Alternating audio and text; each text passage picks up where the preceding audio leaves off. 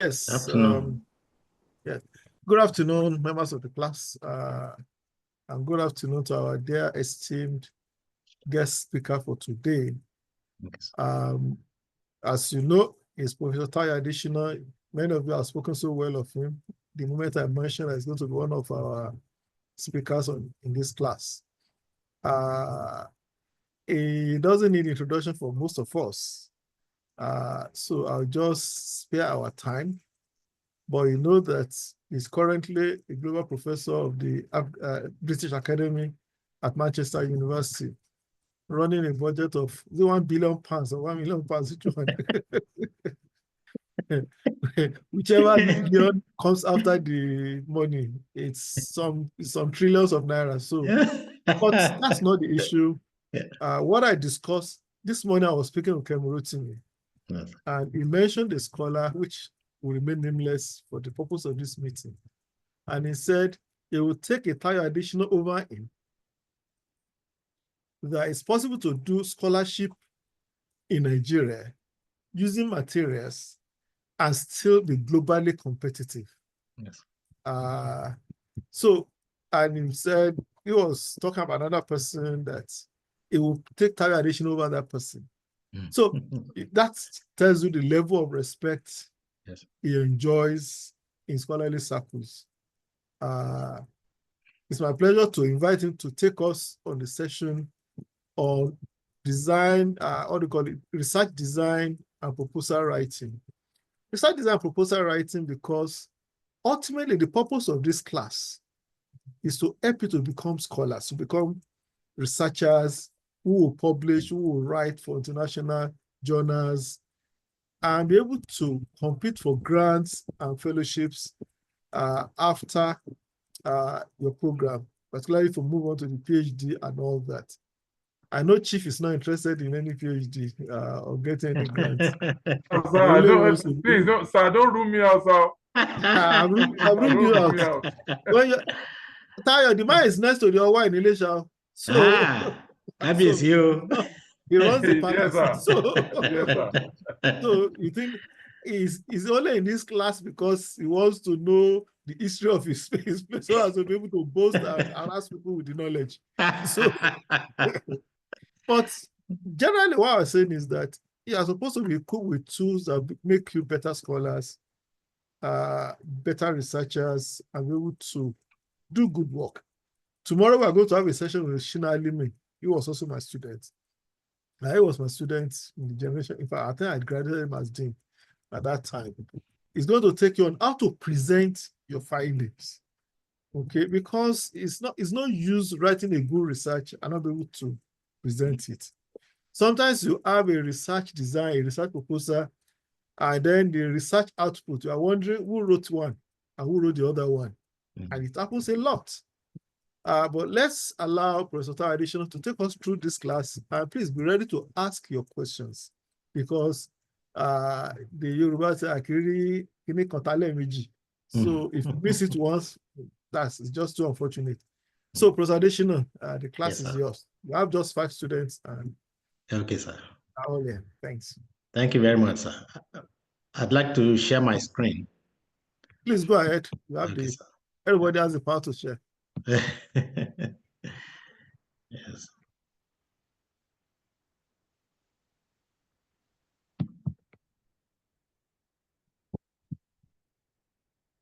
Okay. Thank you very much, sir. Good afternoon, my Oga. Good afternoon. I think there's a lady and gentleman. Well, it's my pleasure to be here. Good afternoon, sir. Thank you. As you would have known, I also graduated from Ife. And so what I'm doing this morning is like coming back home to talk to you. So everything I have become today, I owe to my Ogas and of course to Ife as a university, because I did BA History Ife, MA Ife, PhD Ife. So totally I am at home with you. And it is very significant to also understand that the building blocks that has constituted us into this building that we are now has to do with our experiences in class, the good and bad, our experiences in research, the good and bad, our experiences with our teachers, the good and bad, because all this is what constitutes an aggregation of what we have become. And so do not despite small beginnings in everything.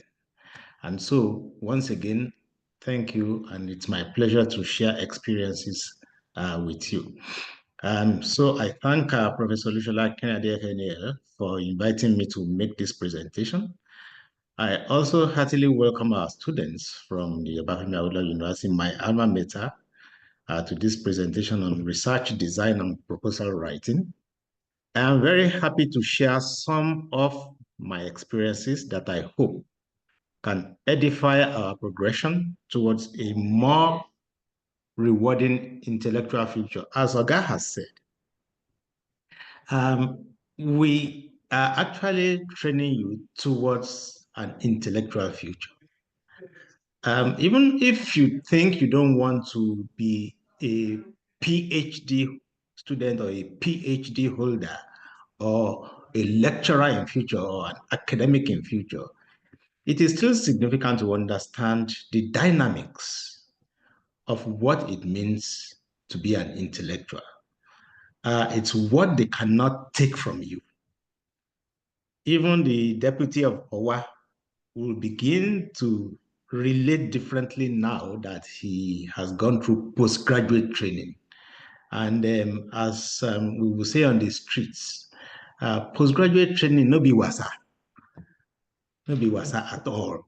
So it is very significant for us to know that we are here because we are trying to make a difference. We are trying to understand the differences that people make in society, in decision making, even in traditional councils. And so what is the need for this presentation? Because at times we sit down and think, oh, let me also go and just listen. What is the purpose of your listening? What do you want to achieve?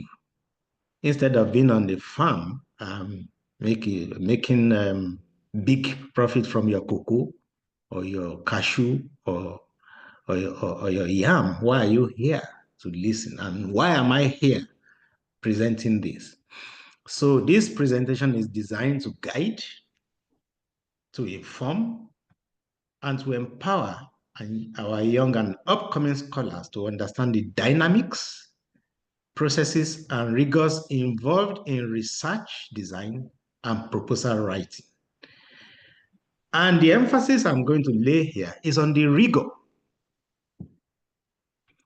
It is important to know that we are in this job, one, because of our passion, and two, because of the rigor we are bringing to it. I have had occasions to ask my PhD students, oh, why are you here? And they tell me one topic. I said, no, even a journalist can say that. So why do you want to reason differently from the journalist or from somebody who speaks about day-to-day issues? The difference is because you are the one endowed with intellectual skills. And you will see later why I said these intellectual skills are those things that separate you from the general run of the mill. Don't mind what Nigeria has become because the leadership is now interested in intellectual development. So just continue doing your own things. We will hit a fertile soil at some point in our national development. We had it in the past. What we are going through now is pure Philistinism.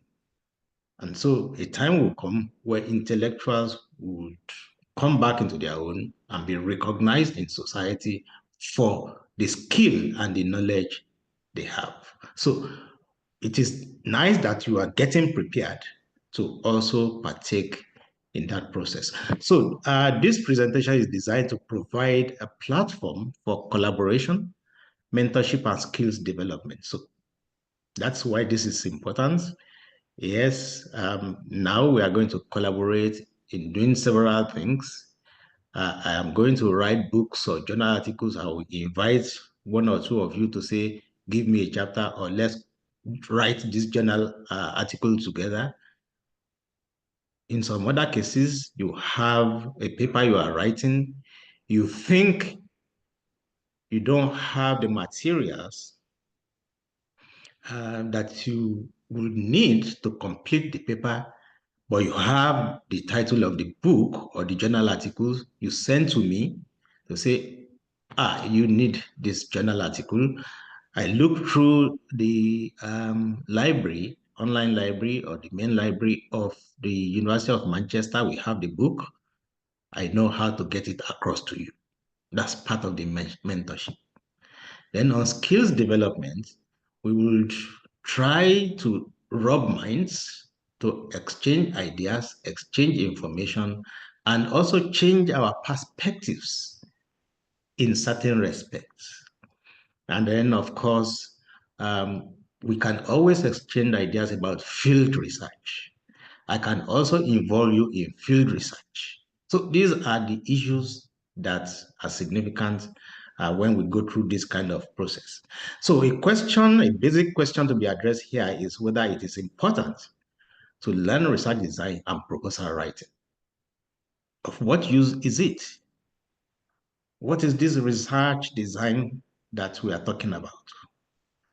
I remember when we were reading a book in literature, Tell Freedom, there was a young man in that book who always ascribed everything, every problem, every issue to the capitalist problem.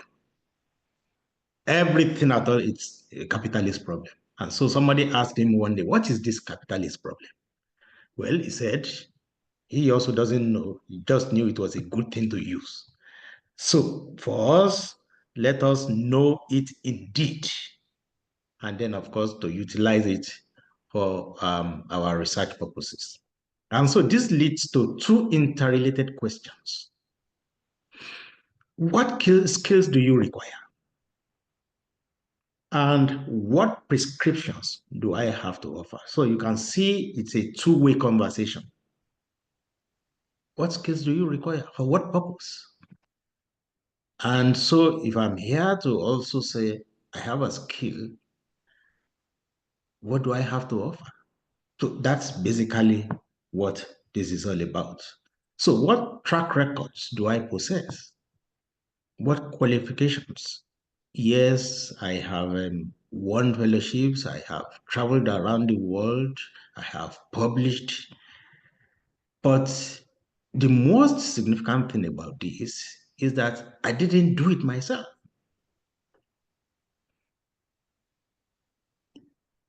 I had good mentors. I had keen engagement with external literature. I read. I have developed good writing skills. That's what we are trying to now inculcate in the upcoming generation. So whether you have a good mentor or a bad mentor, all these go into the entire makeup that will breed you into what you become in future. I was at a seminar one day and one person came out and said, oh, it is this program that now shows me that what I've been experiencing is bad mentorship. I said, well, no, you will have good mentors, you will have bad mentors, but there is an aggregation process. That aggregation process teaches you what to do and what not to do in future. But if you went through only the good parts, then the parameters are not complete. Your training is not complete.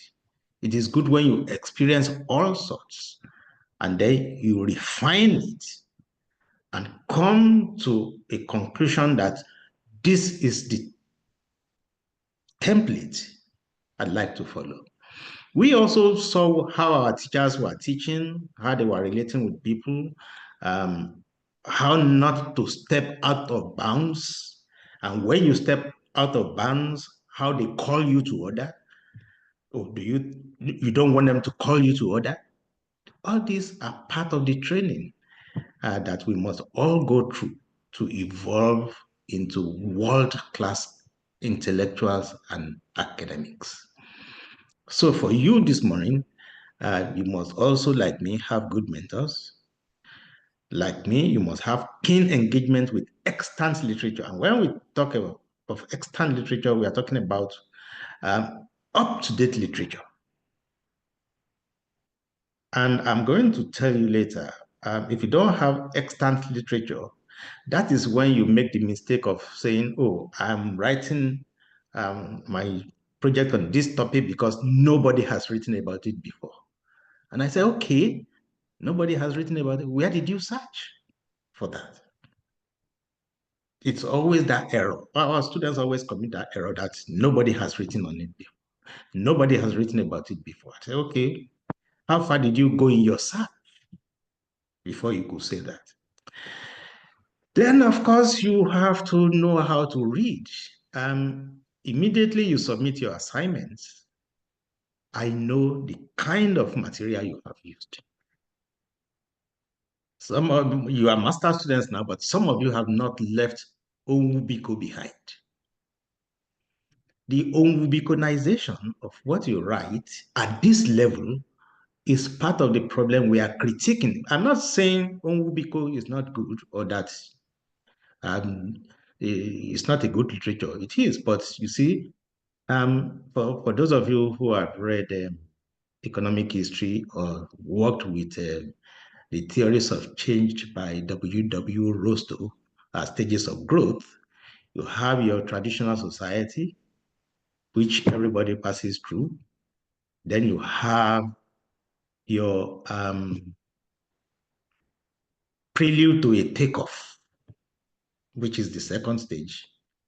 Then you have the third stage, which is the takeoff stage. So if you are going to read, yes, we knew we started from Onwubiko. Have you moved on to the next level? Have you moved to the next level of literature? You must engage current, up-to-date, and standard literature. And so if you are going to write papers, if you are going to,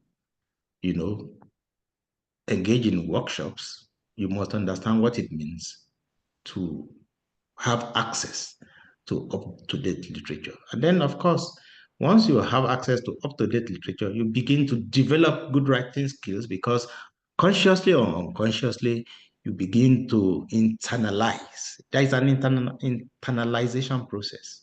You begin to internalize style, writing style, language, diction, all those things. Your dictionary also automatically becomes crafted into your thinking. So that's the kind of track record you must build for yourself also.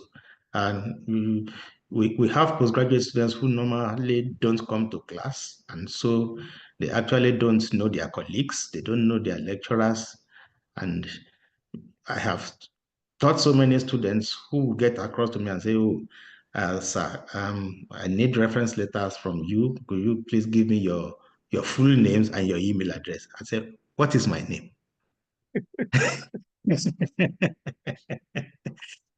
So these are the kind of things we witness nowadays. So let us look at understanding and knowing how to write history. So this presentation will give an overview of the contexts for historical research and writing. It takes you through the stages of finding your topic, which is one of the greatest problems we have on our hands. And I can say that because I was also at that stage. I found it difficult to establish a topic for my MA thesis in Ife because I just didn't know how to craft a topic. And so one of my guys met me, and that's why I said, you must not discountenance subtle criticisms or open criticism. One of my ogas met me and asked, "Oh, what is your topic for your MA thesis?"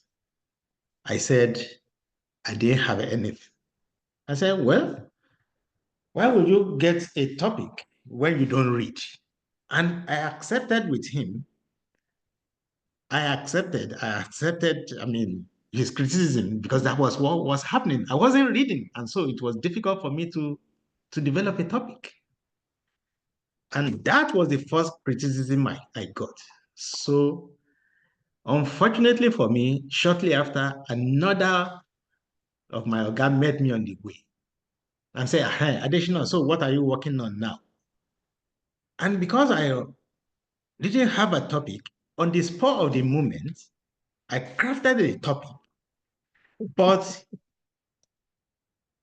in that process, I felt, because when you speak, you must also listen to yourself. When I was crafting that topic, I knew it didn't make any sense. But I saw it on my guy's face that that topic wasn't making any sense. And so it's connected. Your lack of reading, your lack of a topic, of course, they are connected. You must read, and in reading, crafting topics for any work or any engagement becomes almost automatic, because, of course, ideas will begin to rush in, will be suggesting themselves to you. And so we will look at how to craft topics. And then, of course, we'll go into conceptual development, look at research gaps, planning your research, data collection, analysis, and reflection. So these are the things that we must begin to, like I said, internalize in the process of engaging historical scholarship. So what is a research design?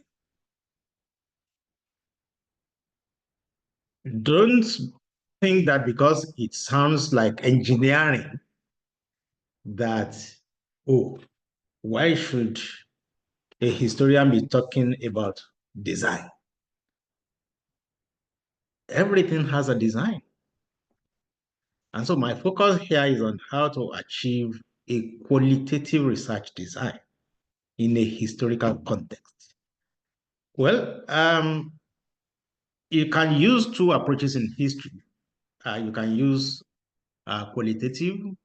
For those who are in economic history, you can use quantitative research method also. But generally, historians use the qualitative research method. For those who use economics, econometrics as part of what they do, it is very significant that they also learn quantitative research, especially, like I said, for those in economic history or history of development. So a research design is the plan or framework that guides the collection, analysis, and interpretation of data to understand the phenomenon. So whatever we do, we must establish a framework for the collection of data, for the analysis of data, for the interpretation of data, to understand the gamut of experience that we are trying to look at.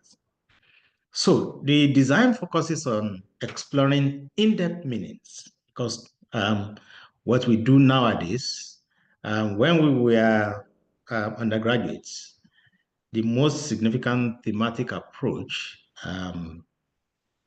that we went through was what we call historical causation. But we have now transited to a generation that is in search of meaning. And so now, like everybody else, yes, we still look at causation, but we are also interested in in-depth meanings. It's very important. We are interested in attitudes. We are interested in experiences, using such methods as interviews, focus groups, and observations.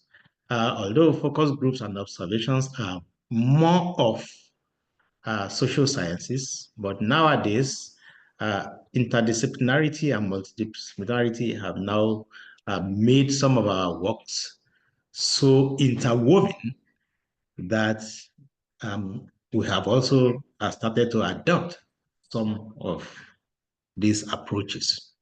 And so, if you are then going to work on a topic in history, what is your purpose? What is the focus? Are you just trying to write history for history's sake? Are you just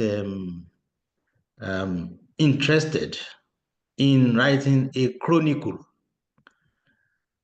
Yeah, even though you still need facts and figures for chronicles, but almost everybody can write a chronicle, can tell a straight story. But the rigor of historical scholarship says you must engage in critical analysis. Don't just tell us the story.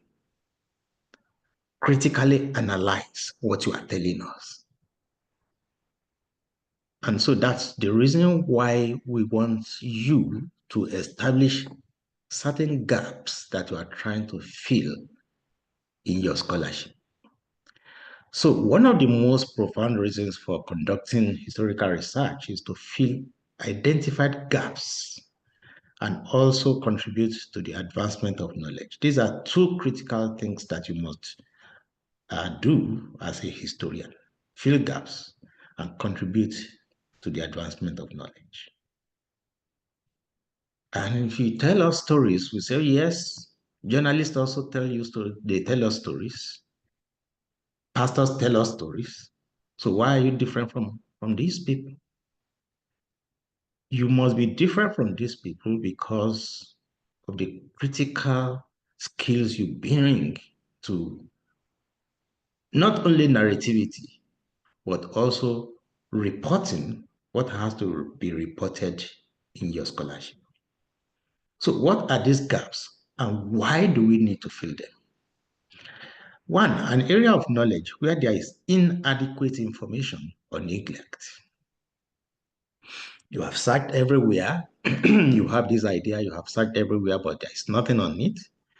And so you think you are going to contribute to a better understanding of that phenomenon in society or about that man or woman in society if you are writing biographies. And so you must be able to establish that it is a gap that should be filled. In some cases, it is an area that reflects a total lack of existing research. The Yoruba historical research scheme under Biobaku that Professor Akinjobin also belonged to had a gap to fill in saying the history of Yorubas from antiquity had not been put together. Okay, they have established a gap. And that was the kind of thing we are talking about. Did you look around? Did you engage the literature and discover that, oh, there's an existing gap? In some other cases, it is not even about there being no work on it. In other instances, it can be an area where the conclusion has been questioned by new facts or information. So somebody could have worked on it, 10 people could have worked on it, yet you have seen that certain conclusions have been questioned by new facts, new documents that have come into your possession. And that's why for those who write contemporary history, we always question them that you are writing history in motion. Now, new facts about, let's say, what happened to Abiola during Abiola have just started coming out. I was reading only yesterday about the DR coup And one of his aides, very close aides to him, a major, came out to say there was a coup. And yet, what newspapers were saying, what everybody was saying was it was a phantom coup. They were set up. But yesterday in this newspaper, this man came up to say, yes, actually, some people tried to actually arrest Abacha in Enugu, but Abacha got to know about it, and so he didn't go. So now you would have written a book that criticized the state. First, I don't have my facts about any of these things. I'm just using an example of how things can begin to come out later to actually dispute an already framed and established conclusion.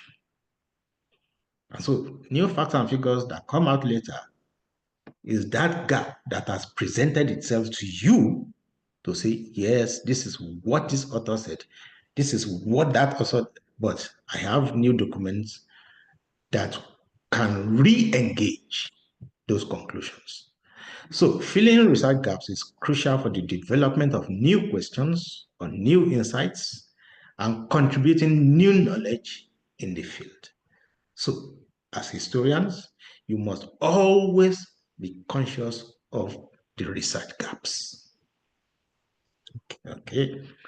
So filling gaps and contribution, our research efforts should now break down the borders that make us fixated on the old paradigms. Let me give you an example of the old paradigms. If you are crafting a topic, it is always about the rise and fall of your empire. But now people have gone into medical history, they have gone into economic history, social history, different kinds of history, water resources. And so you now begin to see that you can live a life as a historian by actually breaking down old paradigms. I met a young Nigerian historian here who is working with them on microbial something because he discovered in Nigerian newspapers about the colonial efforts at using what do you call it? All these kind of ampicillin amplicors for humans. And then, of course, it became one of the debates in the 1950s. Now the historian is working with them in a laboratory here, trying to also explain what happened with the experiments with the use of drugs in Nigeria. And yet he's a historian. So these are the kind of things we are talking about. Don't fixate yourself on the history of your hometown or the story of your grandfather who was a warrior in Elisha. Move out. Let's see certain things that you can also contribute in other spheres. So now we are also, yes, we are historians, but we now also engage in transdisciplinary research. We should learn to understand how to integrate and move beyond discipline-specific approaches to address common problems. We use sociological approaches, we use anthropological approaches, and of course, you must have been taught what we call ancillary sources, the use of linguistics, the use of archaeology, the use of botany, ethnobotany. These are things that we must use as historians to ensure that our works become standard. So research efforts should now, well, they have been there before, should now involve investigators from different disciplines. If you are going to engage in grant writing, I am informing you ahead of time that you should now involve investigators from different disciplines to create new conceptual, theoretical, methodological, and translational innovations. So by the time you move out of this level, you are not going to work alone. Yes, we are teaching you how to be good historians now. Well, a good historian should also be able to work together with others. So we must begin to cast new forms of knowledge based on available resources. When I was going to eventually get a topic to finish the story of my search for a topic, when I was going to finish and get a topic, it was Professor Richard Olaniyan who drew from his drawer a paper and began to read out topics for me and said, yes, you can do this, you can do this. I said, no, sir, those ones don't sound like history topics. He laughed because he knew I didn't know beyond the rise and fall of empires. And so eventually we settled for a topic, and my thesis is in your department. We settled for a topic on a historical evaluation of Western Nigerian government agricultural policies. So I worked on agricultural policy as a historian, and it was a deeply fascinating study. And so that was what moved me into the orbit of economic history since then. And so look beyond what we call your comfort zones to also begin to understand how to frame new paradigms. So if you are going to then engage in historical research, there are certain steps that you must begin to take. So you are required to understand the critical steps to follow. These include the following. One, identify an idea. You must have an idea. As an MA student, I didn't have an idea. It was one of the problems I had. So since I didn't have an idea, I couldn't have a topic. And so if you don't have a topic, you can't have a research question because you don't have any idea. All these are interlinked. Identify an idea. So it must be in your head. What ideas do I have of society, about women, about human relations with animals? Somebody came up with a call for papers one day. Was going to look about the use of animals in human warfare. And so, of course, as a Yoruba man, you knew our warriors of the past were using animal horns, animal hides as part of their paraphernalia in warfare. And so you see that history has moved beyond only the rise and fall of empires. They even want to see the contributions of animals to human historical development. And those of you who have watched Fade Yoloro and so many of the Yoruba warriors in Nollywood will see them always holding small horns to do incantations. These are the issues that you are talking, that even though they are animals, they are central to the understanding of human warfare. So once you have that idea, you have the topic, you have the research question, then you must first of all conduct a background literature review. That is why you are not going to come to the erroneous conclusion that nobody has worked on this thing before. And so, as I've said, if you have a problem with the literature, reach out to say, I have seen this article online. I don't have access to it. Could you please help us to get it? I hope you also have JSTOR online in FNAL, which is also critical to scholarship. So after your literature review, then you refine the research idea and question. It's a process. Of course, you share ideas about it, so you begin to write, refine it. Somebody will say, no, why don't you put this one before this one and put this one at the middle? So you continue to refine the idea until you have a refined topic. And of course, that ultimately affects the kind of questions we are going to raise in the process.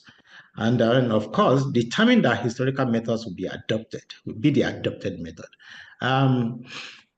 Even though we are talking about interdisciplinarity, yes, we can adopt some of their approaches, some of their methods, but it is still the historical method that we must use as a historian. As the head of department, I once had an issue with one of my former students. We approved a topic for him. It was approved by the postgraduate school. And then, of course, he went for a program in an international organization, and then they changed the topic for him because he got a fellowship with them. And then he came back. He didn't share his experiences with us. He then changed the topic and wrote his thesis on that topic. And so he submitted it for examination, that new topic with the social scientific approach. And we saw it and said, no, this is not our topic. And he said, oh, yeah, I went for an international program and they changed my topic. You can't do that. You cannot do that. Once we graduate you, whatever you want to do with your skills, with your knowledge, with your analysis, you can go and do it. But we have our methods. We must remain true to our methods, and we will train you very well with our methods so that you can also interface other methods as part of your training in the future. We are not training you to remain in your cocoon. In fact, what historical methodology is actually teaching you is how to be expansive in your capacity, in your knowledge, in your approach, in your relationships. That's what it is. And so after that, you identify and locate primary, secondary, and oral sources that you intend to use. Being an African history institution, it is very important for us to also leverage on our living libraries. So you should use oral sources, and it is significant to get certain information. Some of them were eyewitnesses. Some of them got secondhand stories from people, but still we want to see how you can listen to those stories, analyze them, and sift what is useful from what is not useful.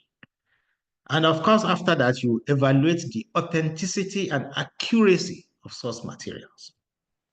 Not all source materials are accurate, and I'm going to show you later. Even written sources, not all of them are accurate. And so you must analyze and develop your narrative and findings. Everything is about analysis. It is not about telling stories. It is not about chronology alone. You must analyze, develop those narratives through critical engagements, and then, of course, let us see that your findings correlate with your narratives. Because it's possible for you to, at the end of the day, come to a conclusion that does not cohere with what was coming from the body of the work. So everything must be coherent. So we have now come to the critical stage of choosing your topics. For me, it is the most difficult part of the entire process. Because if you don't have a topic, then you can't go on. So how do you choose your topics? The first thing is to identify your interest, not my interest. At times we have suggested topics for students, and they have gone everywhere to say, no, that was not my interest. It was Adesina who gave me this topic. I said, no, I didn't give you the topic. I only gave you an area of interest. It's up to you whether it is your interest, you also like it. When Professor Lanier gave me that topic and he explained what it was all about, of course I accepted it and I enjoyed it. But there is a difference between the student not working hard and getting stuck. And if he or she gets stuck, I become the additional Buruku who gave me the topic. So these are issues that we must look at. So identify your interest. It's always your interest.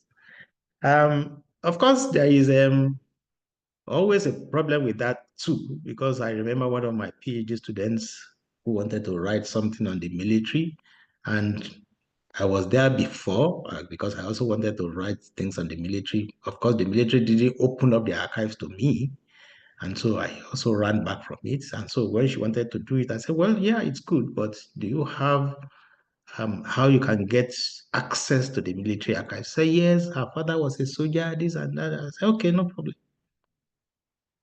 After spending a year on the topic, she came back and said it was impossible. I said, okay, unless you are going to write on hearsays or you write based on newspaper reports, we want the deep archive of the military. And you know, they tell you because of security reasons, it's a no-go area. Okay. So after spending 1 year, she went back to another topic. So it's always very important that you align your interests, align your passion, but align it with possibilities. What is possible? You have to recognize that very early. Then narrow your topics.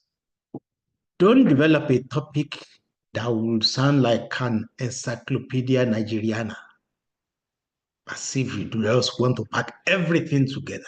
It's not possible. Narrow your topics. Make sure it is something you can do conveniently. You are likely to have resources too. And if you are a postgraduate student, you know the number of years you are going to spend on the program. And so you should not take a topic for your master's that is actually a topic for a PhD.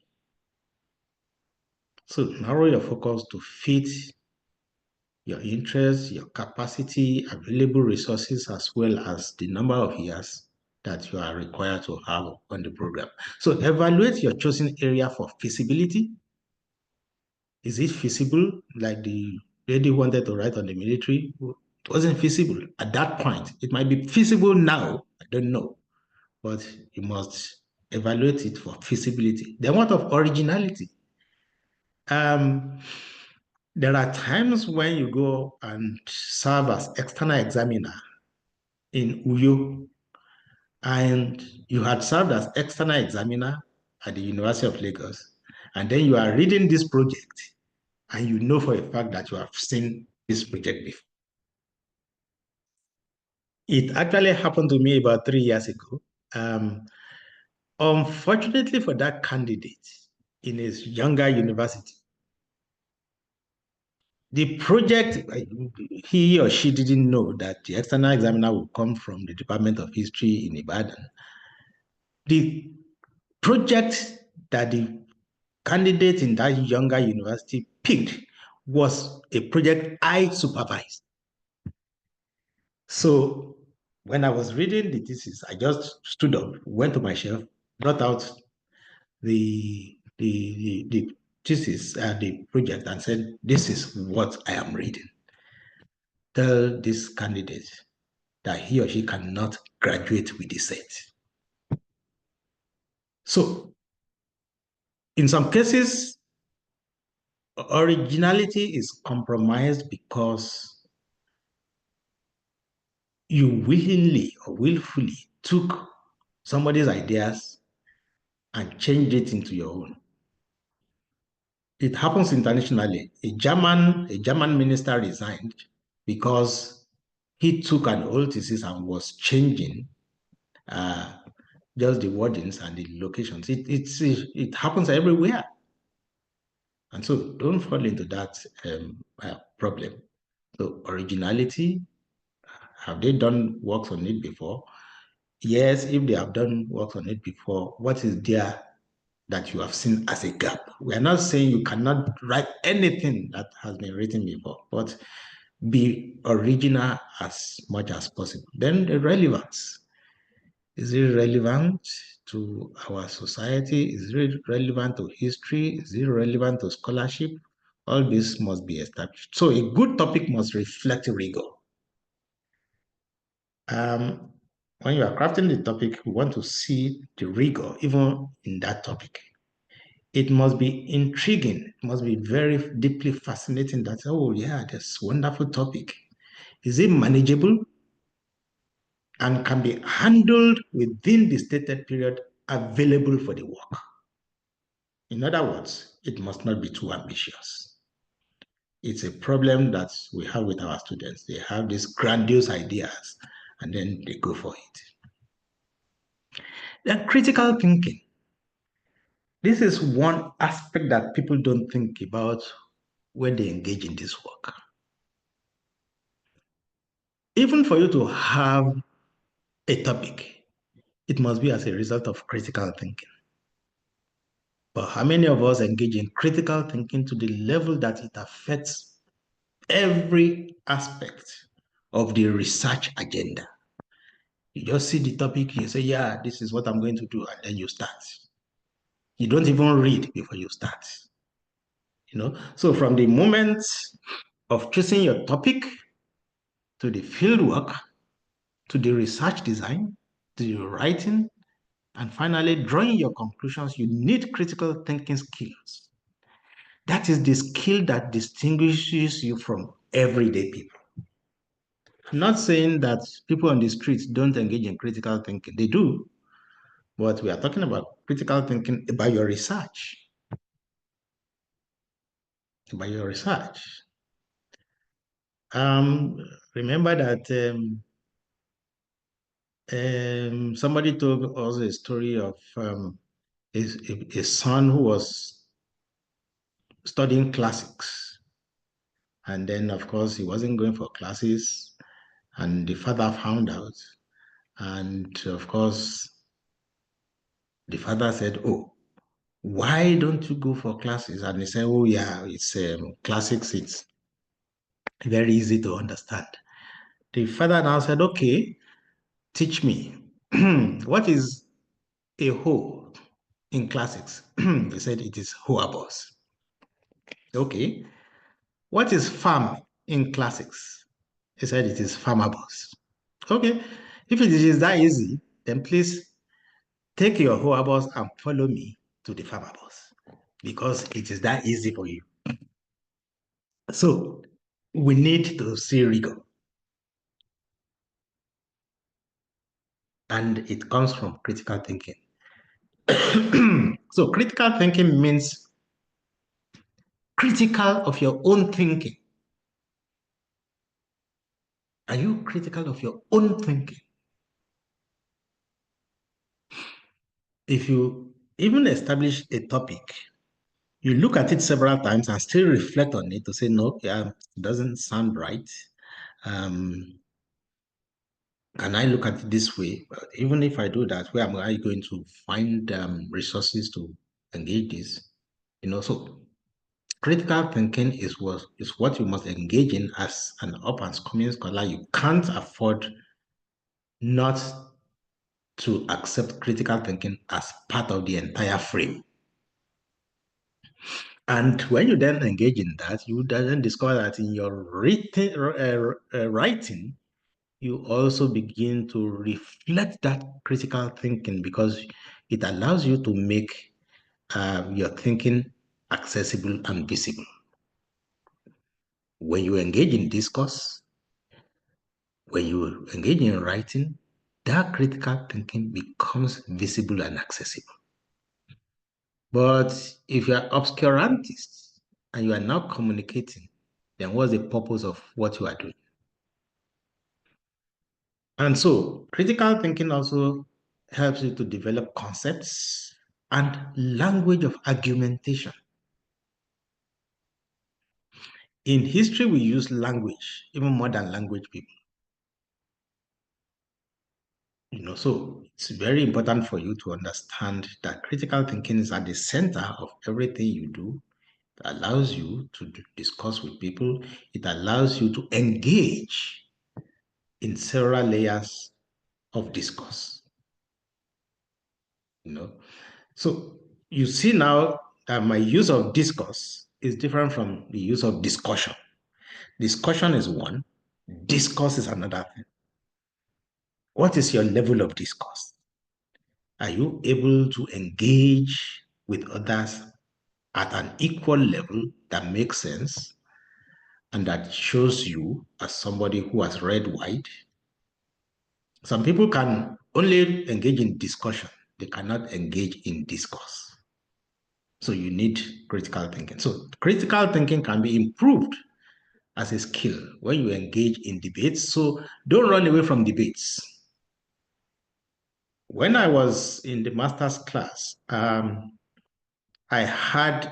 came in during the second semester. So I was senior to some people. So the following session, when the new set joined me at the beginning of a new semester, I discovered that the new set was brighter than me. And so I was listening to their discourse. I was listening to debates, and I discovered that, it was true. I wasn't reading, So these are things that you must, use as yardsticks to also gauge your own level of intellectual development. If a debate is going on, are you there trying to shout them down? Or are you listening? And after listening, are you able to engage? In most cases, those who shout when a debate is going on are those who have really not internalized the act of discourse. So in discourse, you must listen to others. And when you listen to others, you are able to participate. You are also able to key into the discourse and the discussion at a level that shows you as somebody who has read widely. So it is still going back to engaging the literature. There is no way you can do history without engaging the literature. It is very important. And engaging the literature does not mean you read only books that have to do with what you are directly engaged in. You must read beyond that because you need analytical tools, you need analytical instincts, you need analytical frameworks. You need that capacity that books furnish you to adopt language. Because unless you are Wole Soyinka, there are certain things you cannot put into words. You get all this from reading wide. Read beyond the books you are using for class. Read beyond the books you are reading for your project. It's very significant. So it can help you jettison, critical thinking, that's the way you develop your critical thinking perspective. It can help you jettison or re-evaluate cognitive biases. We all have cognitive biases. We all have prejudices. We all have our worldviews. And till today, there are some educated people who think they cannot marry educated women because, they will query you, they will ask questions, There are biases, there are prejudices that we must begin to re-engage and do a cost-benefit analysis. And then suddenly one day you become a governor and you think, now you need a wife you can showcase. So what have you done? So it is very important that at every level, at every stage of our lives, we must engage in critical thinking, match the past with the present and the future. That is very significant. And so the research topic you are going to pick, what is the objective of the research? Of course, you have major objectives, you have subsidiary objectives. So what is the major objective of your research? It is one thing you must also critically engage. This is a major building block of your research that helps you to understand and explain your research. So the objective must be clearly stated. You are trying to understand how the lower class people live. That's the major objective. And so you then have subsidiary objectives to say you are going to go into the shanty towns. It provides an opportunity for you to go into shanty towns to see consumption patterns, to see accommodation patterns. These are the major objectives of your work, and then that will lead you subsequently to the major questions you are going to ask in engaging in the work.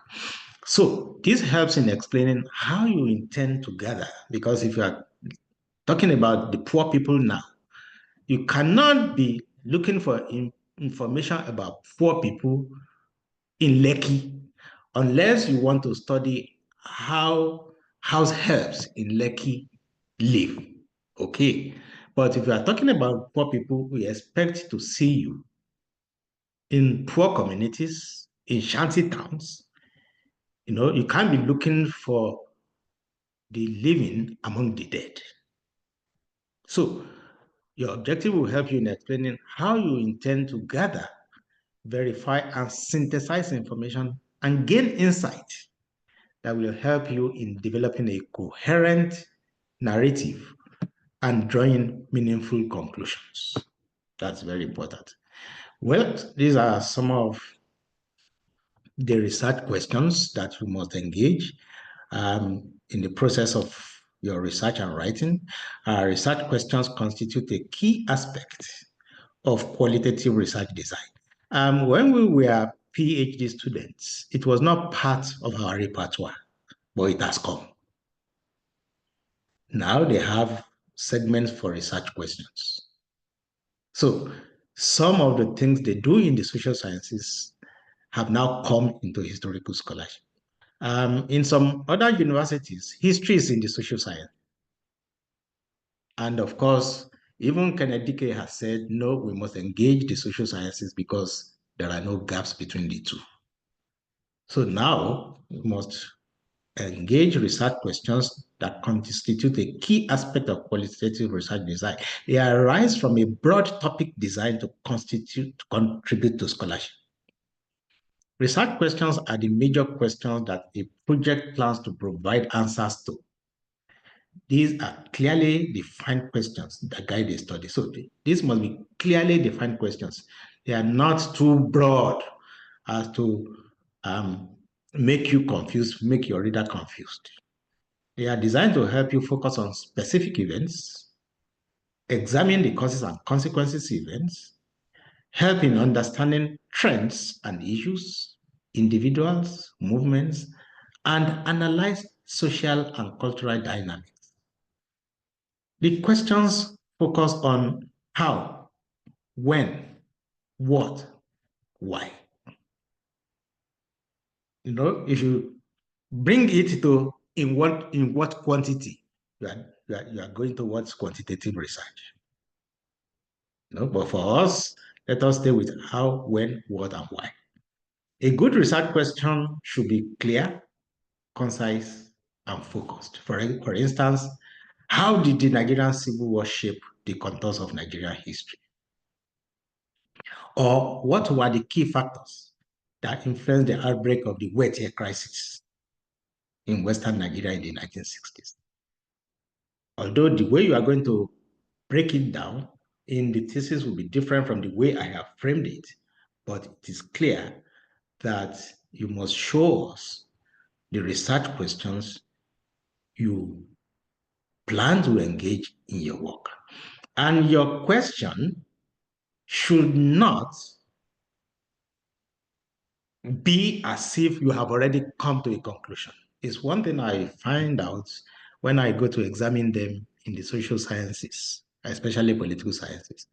I said, your research questions has already concluded. It has already concluded. So you can't ask a question that has shown that you have already concluded. You have a preliminary way of looking at what you are proposing to find at the end of the work. It's like you have already submitted your findings with your research questions. They must be clear. You can't give us any findings when you are asking your questions. It's about, I'm writing on the Jesha. And one of the questions I'm going to ask is, why are the Jeshas troublesome? Already you have come to a conclusion that the Jeshas are troublesome. So what is there for you to write again? So these are the kind of things. Apparently, it's a question that you have come across in society and that the Jeshas themselves have come across and they know everybody asked. Perhaps that's one of the reasons they changed the song, a beautiful song. They mutilated it. No, we used to know Ijesha as Ijesha Re Arogun. But the last time I was singing it and Ijesha was correcting me to say, it is now Ijesha Re Aromoyo. I said, that's that's new, So you may not use your experiences in society to craft your questions, or else it predisposes you to come to a wrong conclusion. Okay, so that takes us to the data collection methods. For you to gather rich and descriptive data, you can adopt the following: interviews, focus groups, observations, critical document analysis. Of course, the document here can be archival, it can be secondary documents, books, journals, articles, but that does not even mean that everything you find in them should not be critiqued. You should also critique some of the materials, and then, of course, it's going to form part of the conclusions to say, oh, Adesina says so in his books, but the facts that came from new documents says A, B, C, D is the position. So data collection, yes, they are good, but they are also not, infallible. So cross-checking your information and contributing to knowledge. This is an essential part of what we are expected to do as scholars. You must contribute to knowledge. Your thesis should not be a mere collocation of words. Say, oh, I finished. And then we read through it. There is nothing that you are contributing. It's just, you have just put words together. So your research is not expected to be a regurgitation of old knowledge or facts. Even though I have said, yes, you can still work on a topic that somebody has worked on, but you must show us why you have done that through your contribution to knowledge, through your filling of gaps that you have identified. So you must always first identify the gaps. Of course, you will see that many people have written books on history of Nigeria, and you say, oh, why is everybody writing on history of Nigeria? Well, you can say you are trying to update because this history of Nigeria stopped in 1980. Okay, you can update. Or new knowledge have come about the June 12 crisis that you want to also update in what you are writing on. So don't just give us a regurgitation of old knowledge of facts. Written and oral sources are fraught with prejudices and personal opinions. So when you use a material written by a professor from Harvard, from Ibadan, from Ife, from Lagos, it doesn't mean that there are no prejudices and personal opinions. Of course, what you are also going to write is likely to be fraught with that. But what we are saying is, yes, by all means, use these materials, but of course, don't fall into the prejudices.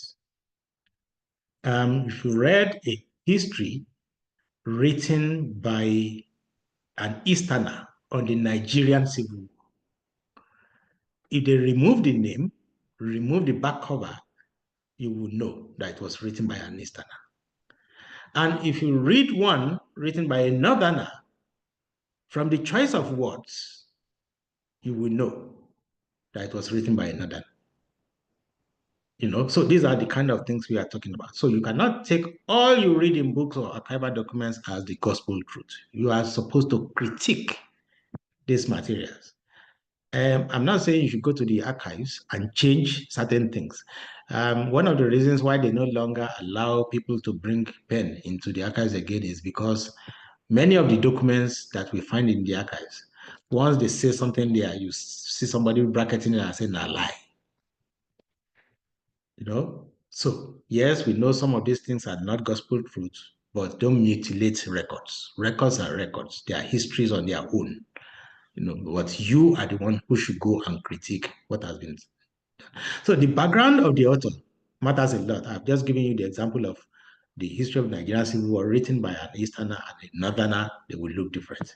Looking for more facts will do you a world of good. So when you read the history of the Nigerian Civil War, you read the ones that are written by vested interest, and you read the ones that are not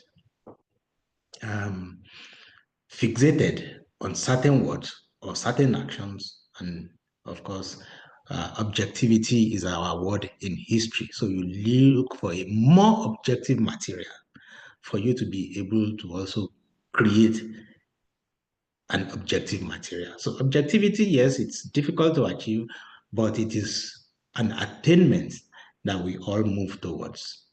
Well, when you search for documents, you don't find everything in open space or on the shelf. There are hidden histories that you must still search for to actually use as resources. What role do these play in scientific research? What can you see? What can you hear? What can you say? It's also not everything that you say, that you see, that you say. I was using a document in the special collections of the University of Ibadan. And of course, when I read the man's diary, I saw his personal diary. And when he got a kind of STD and he was tracing it to, knocking off one by one the wives to say, can't be this one, can't be this one, but of course, when you write, you don't do that so openly. And that's why even today, when you conduct oral interviews, they don't even want you to mention the names of the person you interview. They prefer it as an anonymous, or you give um, an alias to show who gave you the information. Of course, that is also going to give the leeway to many of our lazy researchers. When you say, oh yeah, I interviewed so, and say, okay, let's go and meet the person. And you tell us, oh, he died the second day after the interview. So, we don't want that situation where you cook up interviews. And there are a lot of histories out there, unpublished, unwritten, but that we still need. So go after them.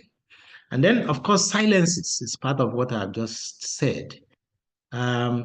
Silences are found not just in academic histories, but in sources. There are silences. And how do you get to these silences and ensure that they become useful?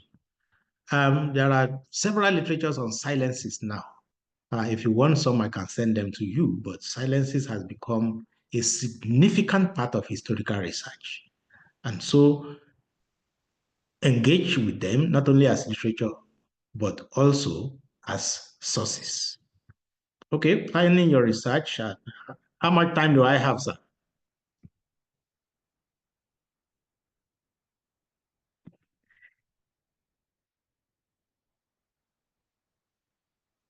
Okay, let's continue. Planning your research. As much as you want. Okay, sir. We have the whole day. Today is public. Okay, sir. No, because I must also listen to their silences. No, I'm not listening to that now. Okay, sir. Okay, planning your research. While it is a good idea to immerse yourself in the resources from your field, it is also important to recognize other sources available to you. This is what I have just explained to you. But all in all, good research needs painstaking and substantial work. Don't rush your research. And of course, we are still going to talk about the issue of triangulation. And so it is very important for you to see and hear and listen and cross-check. So this should take you out of your comfort zones. Some people don't want to move out of their cocoon, or they don't want to look for topics that would take them out of their rooms, put books on the table, and then write everything within 1 month and say, oh, you are still on your chapter 2, I finished my own. What have you done? What have you written? So go out of your comfort zone, meet other people, make other connections, contribute to knowledge. That's the kind of research that we want. So in addition, think through and define your concepts, since writing is also a mode of thinking and cultural posturing. One could become nuanced and thereby lay the grounds for tendentious scholarship. So don't lay emphasis on those prejudices I talked about, or else your work can become nuanced. And then, of course, that is what is known as tendentious scholarship. It's not good. So move away from uncritical use of materials. And most important of all, decolonize your thinking. And decolonize your thinking does not have to do with our relationship with the colonial administration alone, or with literature coming from the West, looking at us some way. We have to also decolonize our thinking. How do the Oyos see the Jesha? How do the Jesha see the Oyo? How do the Lagos people see those of us from the interior? Decolonize your thinking to be able to see some of the good things around. So good research and good writing, and I dare say good thinking, go together. Always have that at the back of your mind.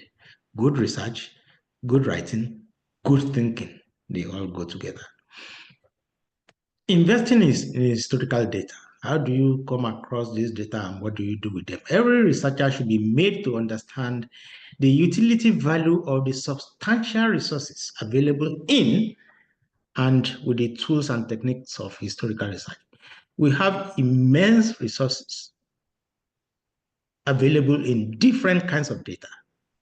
So historical data can help any researcher to understand the past, identify trends, achieve comparisons. Most of our works no longer do comparisons. We don't do comparative historical work any longer because we are too much in a hurry, we are too lazy in our thinking. But let us also look at that idea, do comparative work. Ijesha or Yoruba, or your relationship in comparative perspectives. They used to do it in the past, but now we have seen single subjects that no longer want to engage in comparative approaches. So looking for commonality and differences depends a lot on historical experiences. Though African societies are distinct, they also have a lot in common.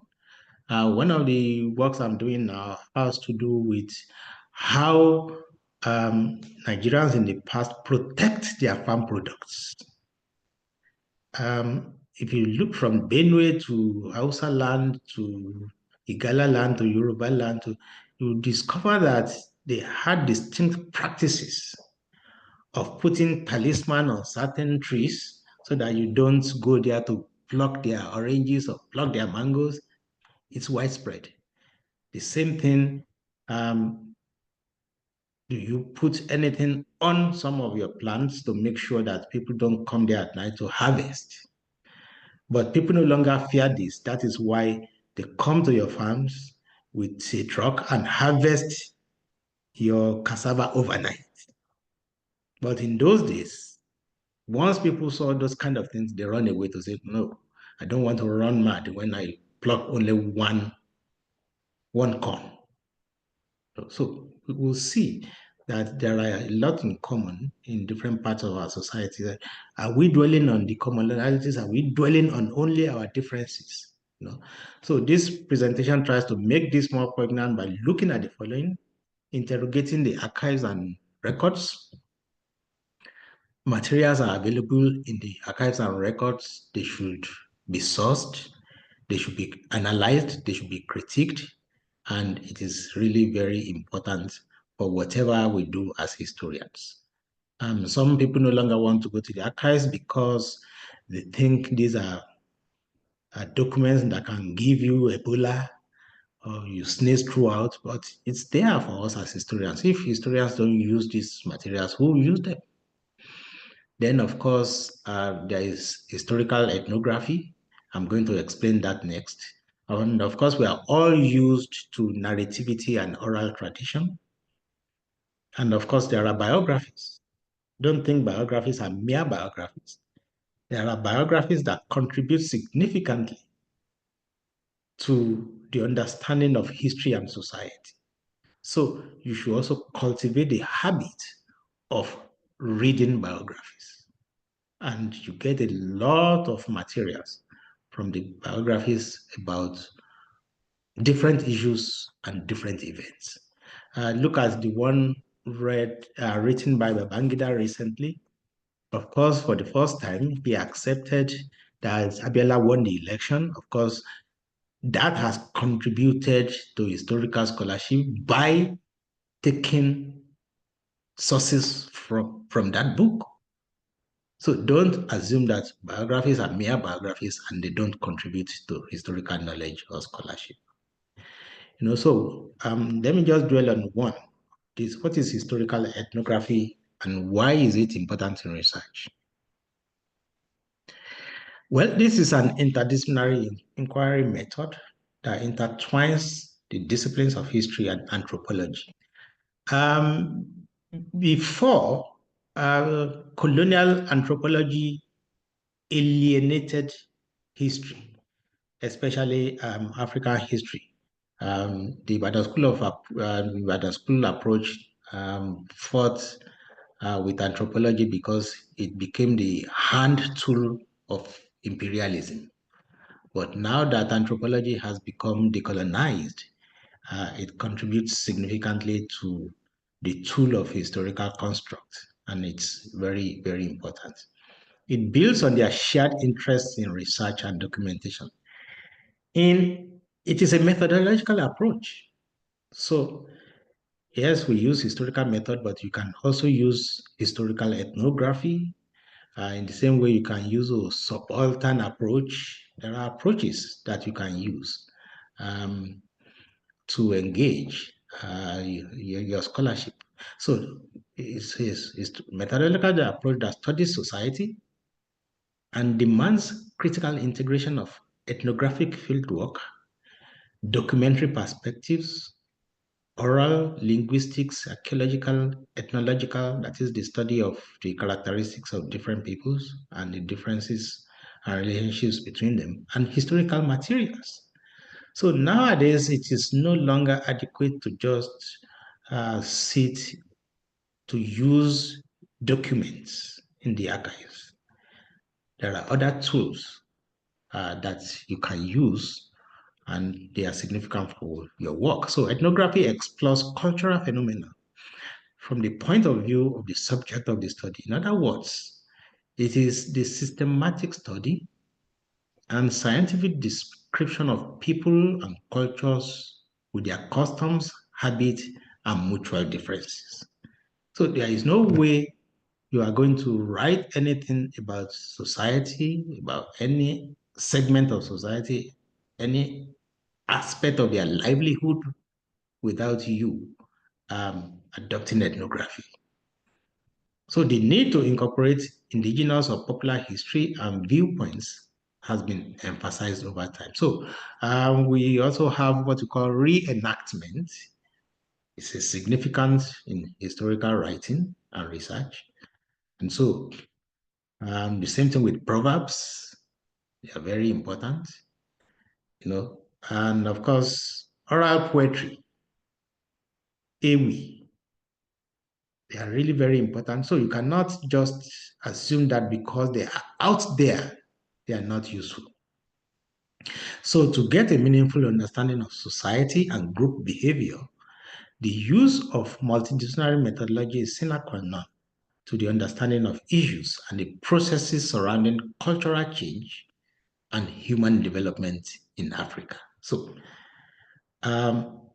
history is in the public domain, and so we now use resources that initially did not concern the historian, but they are now significant tools that we have adopted to ensure that we come to informed conclusions.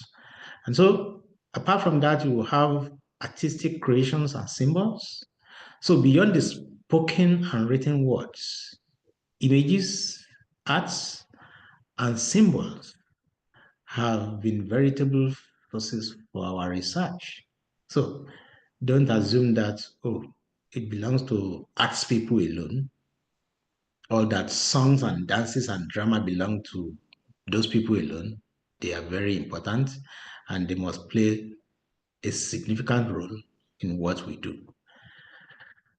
So finally, from this segment, because the segment, we have two segments. For this segment, we are still telling you that it is still profitable to relate with the elderly ones. Orality is very important. Oral sources are important. We must continue to engage them. We are an African university, and we must leverage every tool that we have available to us in engaging in historical scholarship. And that's why this person who put it on social media told all of us, spend some time with your elders. Not everything is found on Google. So that ends that section. But before that, let's quickly look at the process of sieving and distilling information, like a recap of what we have said. You must always recognize the dominance of certain analysis and how to read in between the lines. I've given you the example of the Easterner, the Northerner writing books. How do you read in between the lines? You must understand silences, explore them, and get a richer experience of life. And then finally, don't write counterfactual history. You know, you remember some people always saying, if Ghana did not fall, Mali could not have risen. Yeah, well, we already know that Ghana fell and Mali rose. But don't go and say, oh, if Babangida did not annul the election, Abiola would have become the president. Yes, we knew that, but Abiola did not become the president. So that's the fact that you use, that Abiola did not become the president because Babangida annulled the election. So many of us are fond of engaging in counterfactual history. It's a form of historiography that attempts to answer what if questions. What if? The idea of conjecturing what did not happen or what might have happened, extrapolating a timeline in which certain historical events did not happen. So let's stick mostly, unless it is very necessary, let us stick mostly with historical facts, events that have happened, events that have occurred, rather than going the counterfactual way. And so that tells us that it is very important for us to triangulate, identify errors in whatever resources we use. I've given the example of this book, and it's a book that is open, that is everywhere, wrongly labeled a Benin artifact depicting Queen Mother Idia as the mask of a Yoruba king. It's out there. People are reading it. People are citing it. They are quoting it.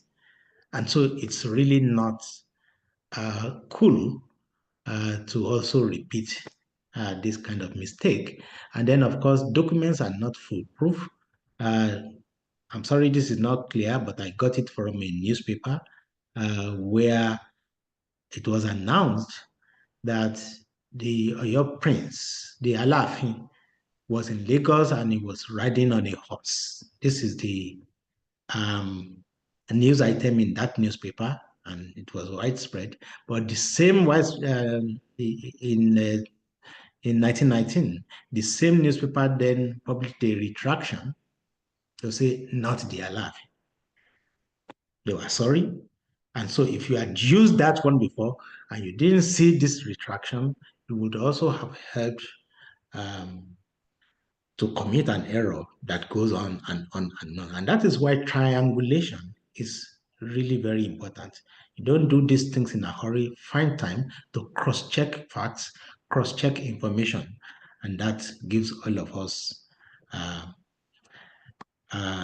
a better history for the future. So that ends that segment. So we can take a 2-3 minute break and then continue with the second section, which is the writing of a proposal. So give me 1 minute. Thank you. Thank you, Tayo. Thank you, sir. I hope you are gaining something from the session.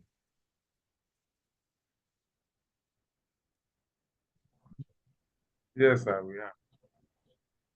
Mr. Adewale, I thought I heard your voice. Eh? Yes, sir. Yes, sir. We are getting some. And then all of a sudden, I We thought are I heard getting a Mr. lot. Adewale's voice. Yes, sir.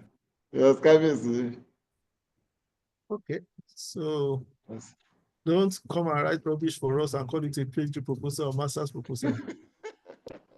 At least you've had the nuances, you've had of the process and the procedure. So, and you don't tell me you are not taught.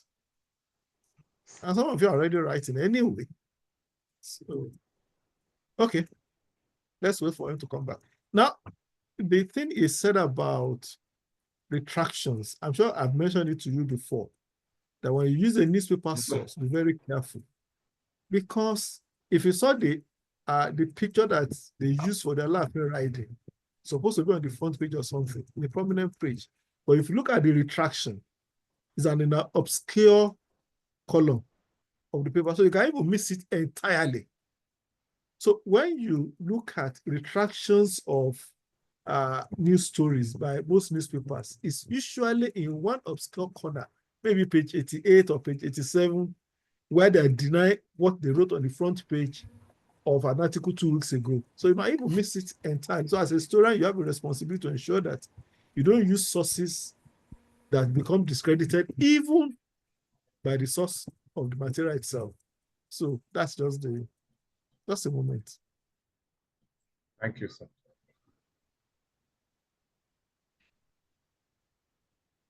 Mr. Adewale, how are you? I'm doing well, Kabisi. You were conspicuously missing in the beginning. No, I've been, yes, I didn't start with the, but at least I was able to join the class on time. Okay, I'm back. Welcome back, sir. Thank you very much. Thank you for your intervention, sir. Are you listening to us? Oh, yes, I could hear everything you said. Okay. Yes, sir. Thank you, sir. Yes. So we finished with if to adopt the language of socialists, we finished with the substructure. Now we are going to the superstructure.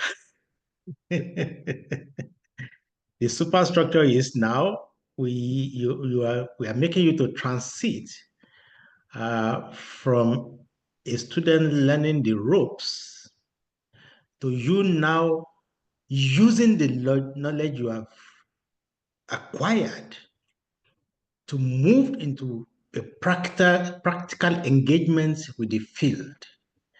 And one practical engagement that is very important that you must also come to engage is proposal writing. You can write proposals even as a student. Yeah, you are going to have series of proposals written even before you graduate. Some of your supervisors will say, okay, go and give me a 2-page proposal on what you want to write. So everything we have said is what you are going to adopt.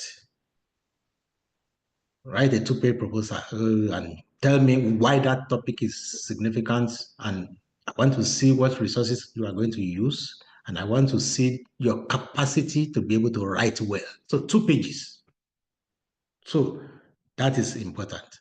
Then, of course, if you ever get to a PhD level, you are going to write a formal, established proposal that you are going to adopt before you are pushed fully into the PhD program. There is a proposal defense stage. And so at some points, you are going to write proposal.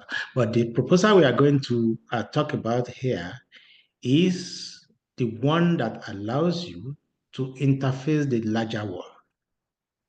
The larger world of grant making, the larger work of donor economy, and you as the researcher. And so, how do you begin to write a proposal? What is the proposal for? Why is it important? Is it significant? And so, proposal writing is the establishment of connections between a donor and a researcher. There is always a donor. As a postgraduate student now, perhaps you have the postgraduate research grants. Well, you don't have to write a proposal. But if you want a donor to fund your thesis, it is possible. It is possible because there are bodies out there that will say, oh, we are ready to support you in this project. They tell you to write a competitive proposal. We did that for our students in Ibadan. About 2-3 years ago, there was one that Harvard brought out. They were sponsoring the writing of projects. And so many of our courts got, was it about $1,000 or so? So it's always out there, even at this stage, at your level, it's there. So if you are then going to engage in proposal writing, what are the things you should know? So it is that process that connects you with a donor. You create a synergy by requesting financial assistance to implement the project. And so you can start small before you come into the big league. The big league, in some cases, can be individual. It can be a group project. So funding is sought in whole or in part from individuals, government, funding agencies, charitable foundations, and so on to start or complete a project. It is part of what we do as intellectuals. Yes, we teach. Yes, we go for conferences. But of course, we also write proposals that fund our research. Because if you continue to depend on your salaries to fund your research, you are going to go hungry subsequently. Because some of the products of the research are not commercialized, as that you put them on the market and they fetch good money for you, and then you make your money from it's not going to happen. In some cases, it may happen, but generally, as scholars, we are just happy to see our works in print, and then we go on with our lives. And so, why do you then need your proposal funded? Maybe because you want to fund an equipment or laboratory, collaborate with others, fund your education, or raise your academic profile. It's something as big as that. Your academic profile raised.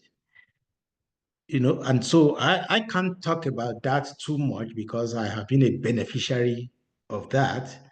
And so the extent to which it has raised my academic profile, I cannot gauge, but it's just out there. And so it's very significant for you to understand the utility value of writing proposals at any stage of your career. And if any of you decides to go into academics subsequently, have it at the back of your mind that yes, you will teach your work, your courses, you will write your academic papers, you will get promoted, but you also need to get grants. The grant making aspect of our work is a big one. Some people will never get grants from the beginning of their career to the end. Some will get at the beginning, will not get at the middle. Some will not get in the beginning and in the middle and get at the end. So it depends on your own trajectory. But what I'm trying to say is that everything is possible. So keep it at the back of your mind that writing a proposal is one of the things for you to engage grant-making bodies or individuals in the nearest future. And so what guiding questions would guide the proposal? We have talked about your topic. Some organizations will come out with a theme. Say, this year, we are interested in the Black experience in the Atlantic slave trade. That is the theme for this year. But don't be talking to them about the fall of your empire. They are interested in what went into slavery and slave trade in the Black Atlantic. So you must craft a topic. I mean, I have three themes at the end of this lecture that you are going to try to, create topics from to understand what I'm talking about now at the level of grant writing. They will come out with a theme and expect you to develop a topic out of that theme. Don't return the theme to them as your topic. How do you dissect the theme and then creatively develop a topic out of them? And so that topic will speak to that theme. And of course, the question that you have to answer with that topic you have crafted out of that theme is, what is the problem to be investigated? And then, of course, after that, you still have to ask yourself and also answer that question. Why is, of course, you answer it in good prose, why is the problem socially and scientifically important to be worth addressing? We have not talked about an aspect of slave trade that joined the transatlantic slave trade from my hometown. Okay, why is it significant? Why has nobody talked about it before? Is it because it was not interesting or it was not viable? You have to answer that. What objectives will be achieved through the research? Basically, it is the same questions you ask yourself, even if you are writing a proposal in your department for a proposal defense. What objectives will be achieved through the research? It's the same principle. Where will the research process be carried out? Is it in your room? Desk research? I would say, no, you can't do this with a desk research. You must engage field research. What types of results are expected from this research? Is it policy? Is it academic? So these are the kind of things you must ask yourself. Who are the expected beneficiaries of these results?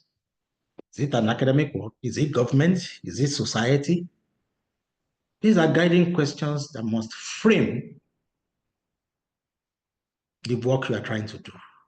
And it must recur in any proposal you are writing, yesterday, today, and tomorrow.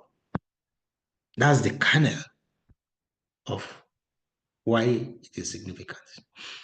So understanding the quest for the context for our quest. Who is an academic? Are you trying to be an academic? Or you are just a bird of passage passing through the four walls of the university? And then you don't care what is going on there any longer? Well, the life of an academic is a very busy one. It is also a very fascinating one. And an academic is a person whose professional existence revolves around reading, writing, research, and if necessary, teaching. And I put that if necessary because there are some institutions that are research focused. For instance, NISA, Nigeria, is a research institution. But also in other countries, there are teaching universities that are not research intensive. The way universities are multiplying in Nigeria, we've also reached that stage now. Ibadan, Ife, Lagos are research intensive universities. But they are also teaching intensive universities. But the main thing is that you cannot advance without publishing. It's publish or perish. But a time will come when universities in Nigeria, like some in the US, will be teaching intensive and they don't care too much about your research. Your promotion comes on certain indices about your teaching, and then of course they will look at the comments of your student. Are you a good teacher? How many courses do you teach? How have you engaged? What major advances are you introducing? These are the kind of things they will use them to promote. But if you engage in teaching and research, they are complementary because it also helps you in the classroom and in any other intellectual engagement. So in our career, many of us hope to be counted as distinguished scholars, academics, and intellectuals. Unfortunately, in Nigeria now, things are nosediving when it comes to intellectuals, but it was not like that before. And we are hoping that things will change very soon. But it takes hard work.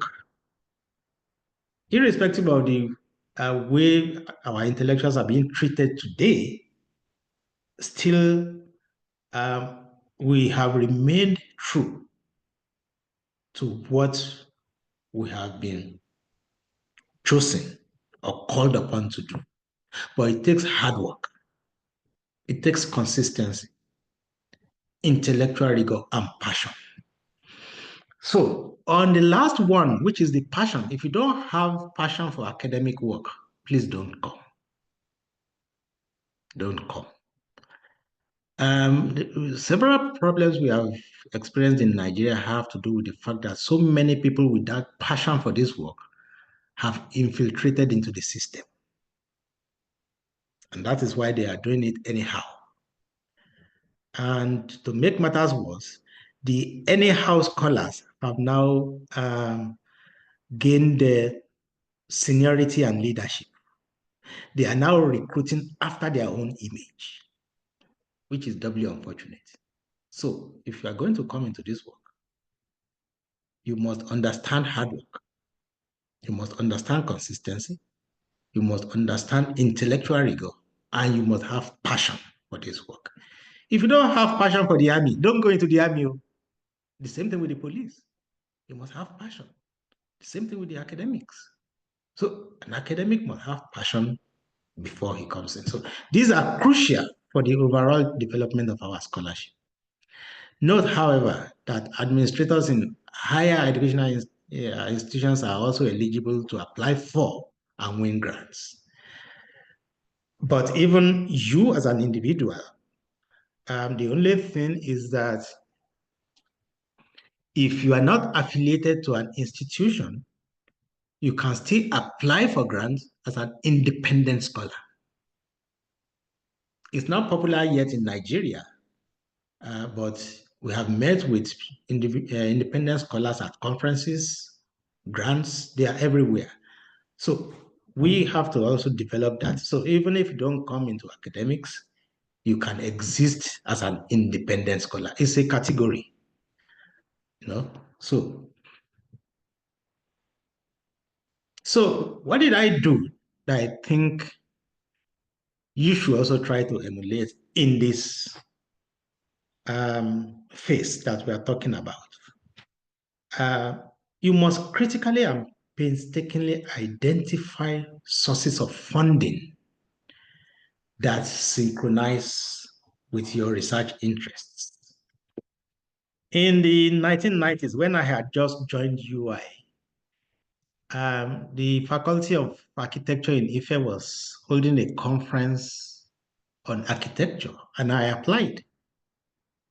And so when I got there, they were asking me why a historian should be interested in a conference on architecture. I said, well, historians deal with continuity and change. And when you look at the rise and fall of societies or kingdoms or anywhere, or the decay of societies, what alerts you to either an impending decay or a decay is the architecture. Once you enter a town and you see crumbling edifices or houses that they can no longer afford to paint, or lack of new structures or buildings, of course, the history of the town suggests something to you, that in the 1950s, that these houses were built, there was prosperity. And then you may then discover that, yes, it was built by cocoa farmers. Then what happened? No new houses, nothing. And so I said, look, that suggests to the historian that the society was in decay. Things were being rolled back. And so it was on the basis of that that I said, yes, I must contribute my historical knowledge to to what architecture is doing. And they saw, yes, that is true. So that's the way in which you can synchronize your ideas with what is out there. You know, one of the first things that I did when I got to Ibadan was trying to understand global scholarship. And it was by looking at call for papers, call for proposals. For many people, if it's not done by a department of history, then it's not for them. It's not like that, though. It's not like that, though. You know, there is no field I have not intervened in, and I have done so creditably well because I knew the value of insinuating history into what was being done. And so that opened me, without my own wanting to do so, that opened me to international scholarship, conferences everywhere. And so before I knew it, I was busy traveling all over the world. It wasn't intentional. It was, so to speak, an accident of history. And it has helped me significantly well. So what I'm trying to say is that you don't put yourself into a cocoon. Don't put yourself into a cocoon. Explore what is out there. Understand what is out there. And synchronize what you have as your interest into what is out there. You know, but one thing that you must do is that you must familiarize yourself with the instructions on the call for papers. I sent the call for papers to some people in January. It had to do with a conference in Switzerland. And so somebody who said I should mentor him, I sent to him, and then I said, let me see your abstract. So he sent an abstract. Immediately I got that abstract. I said, you did not read that call for paper. You just exhumed one of the proposals you had written either for another conference, and you sent it to me. And you think that is the way to do scholarship? I said, now go back and read that call for papers. That is the stage we are in now, which is quite unfortunate. People don't read. They don't want to do the rigor and get the rigor that is needed to actually ensure that they participate actively in what is going on out there. So familiarize yourself always with the instruction on the call for papers, call for proposals, call for agenda, call for meetings.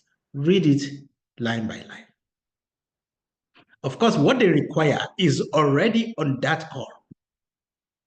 So if you don't read it, of course, they will reject your papers, and you then complain that they are rejecting your papers and they are accepting somebody else's, not knowing that it is a self-inflicted injury. It is a crisis of self-immolation. So always read it. Then search for and find successful proposals that have been funded by some or other bodies.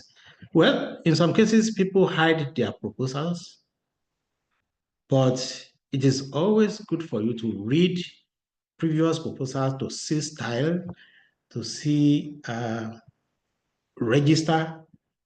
There are registers peculiar to certain bodies, certain subjects. NGOs have their own registers. Universities have their own registers. So if you use words or sentences or cliches that do not go with what they are looking for, of course, they will see it immediately. So search for and read successful proposals that will give you an idea of how to write a proposal. So of course, it's not every proposal that we also apply for that are successful. In fact, I am a veteran of so many letters of rejections. Even this global professorship, I applied in 2023, it didn't work. It was the 2024 one that worked. So don't assume that once you do it once, it works. No, it's not like that. In fact, we always have boxes for letters of rejection. I'm sorry to inform you, it's like that. In fact, I can write an academic paper on my letters of rejection. So it's not something new. It's not something that should discourage you.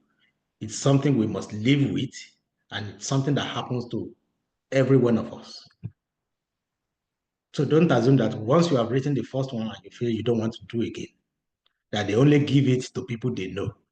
In Nigeria, that's always our assumption. Huh? It's only people who know people. It's not like that, though. It's not like that.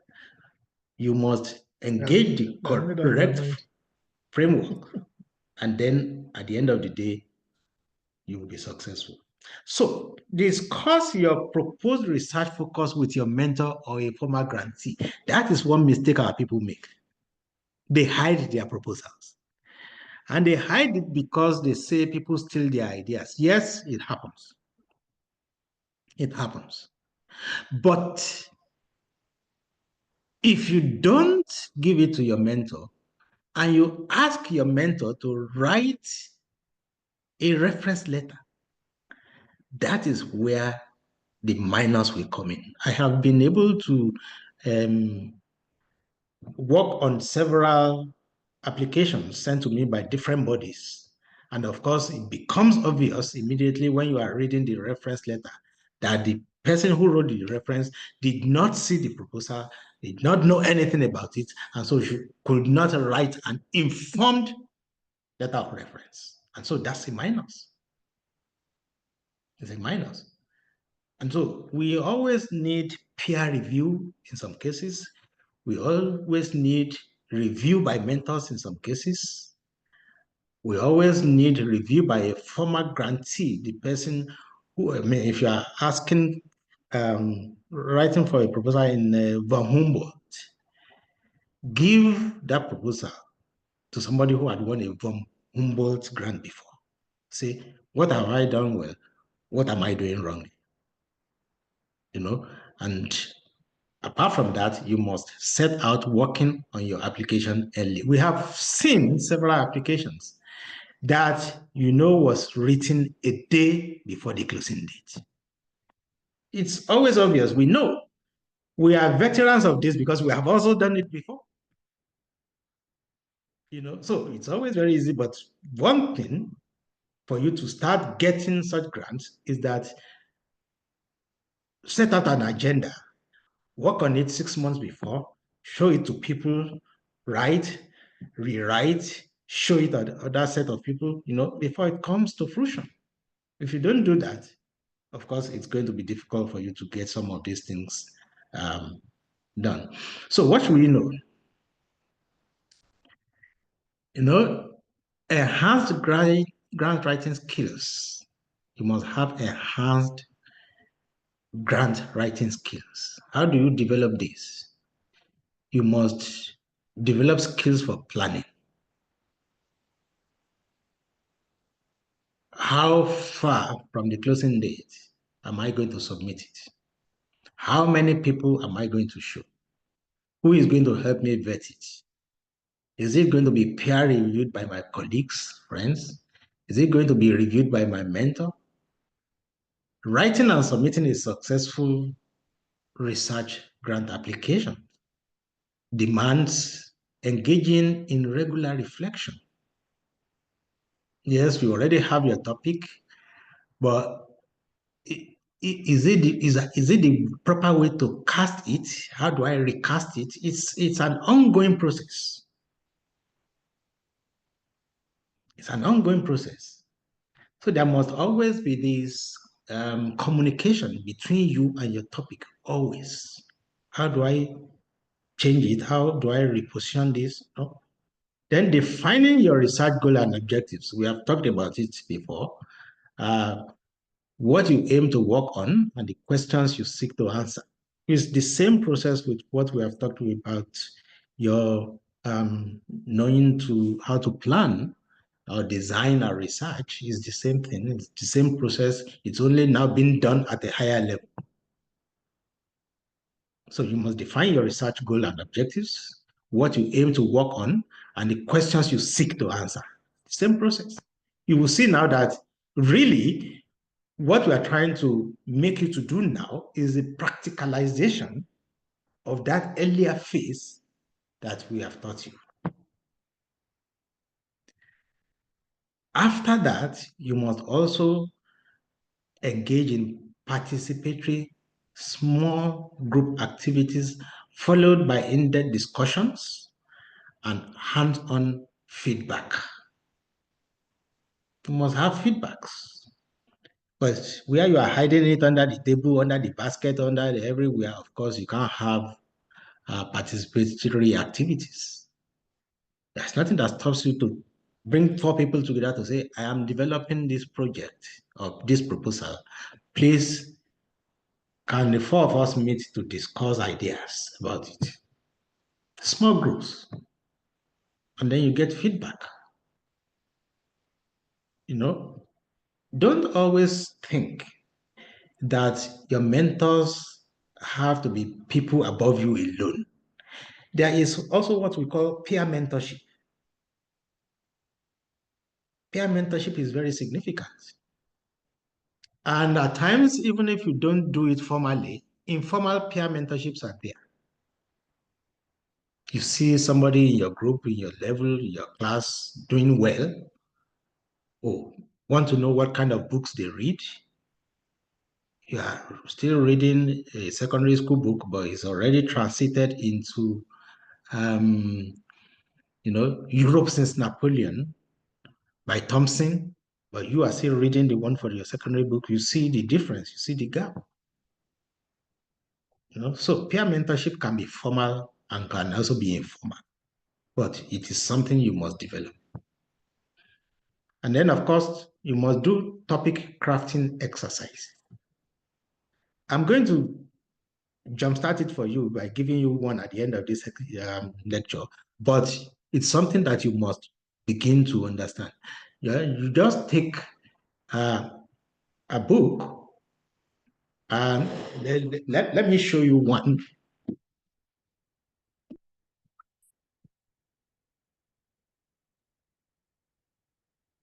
Even now, I still study topics.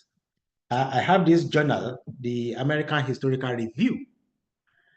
I use it as a topic crafting exercise because I look at the topics, look at the themes, and so it is always here with me when I want ideas about what is going out there, in what ways can I look at other things. So you must also develop that topic crafting exercise so that you become adept at, developing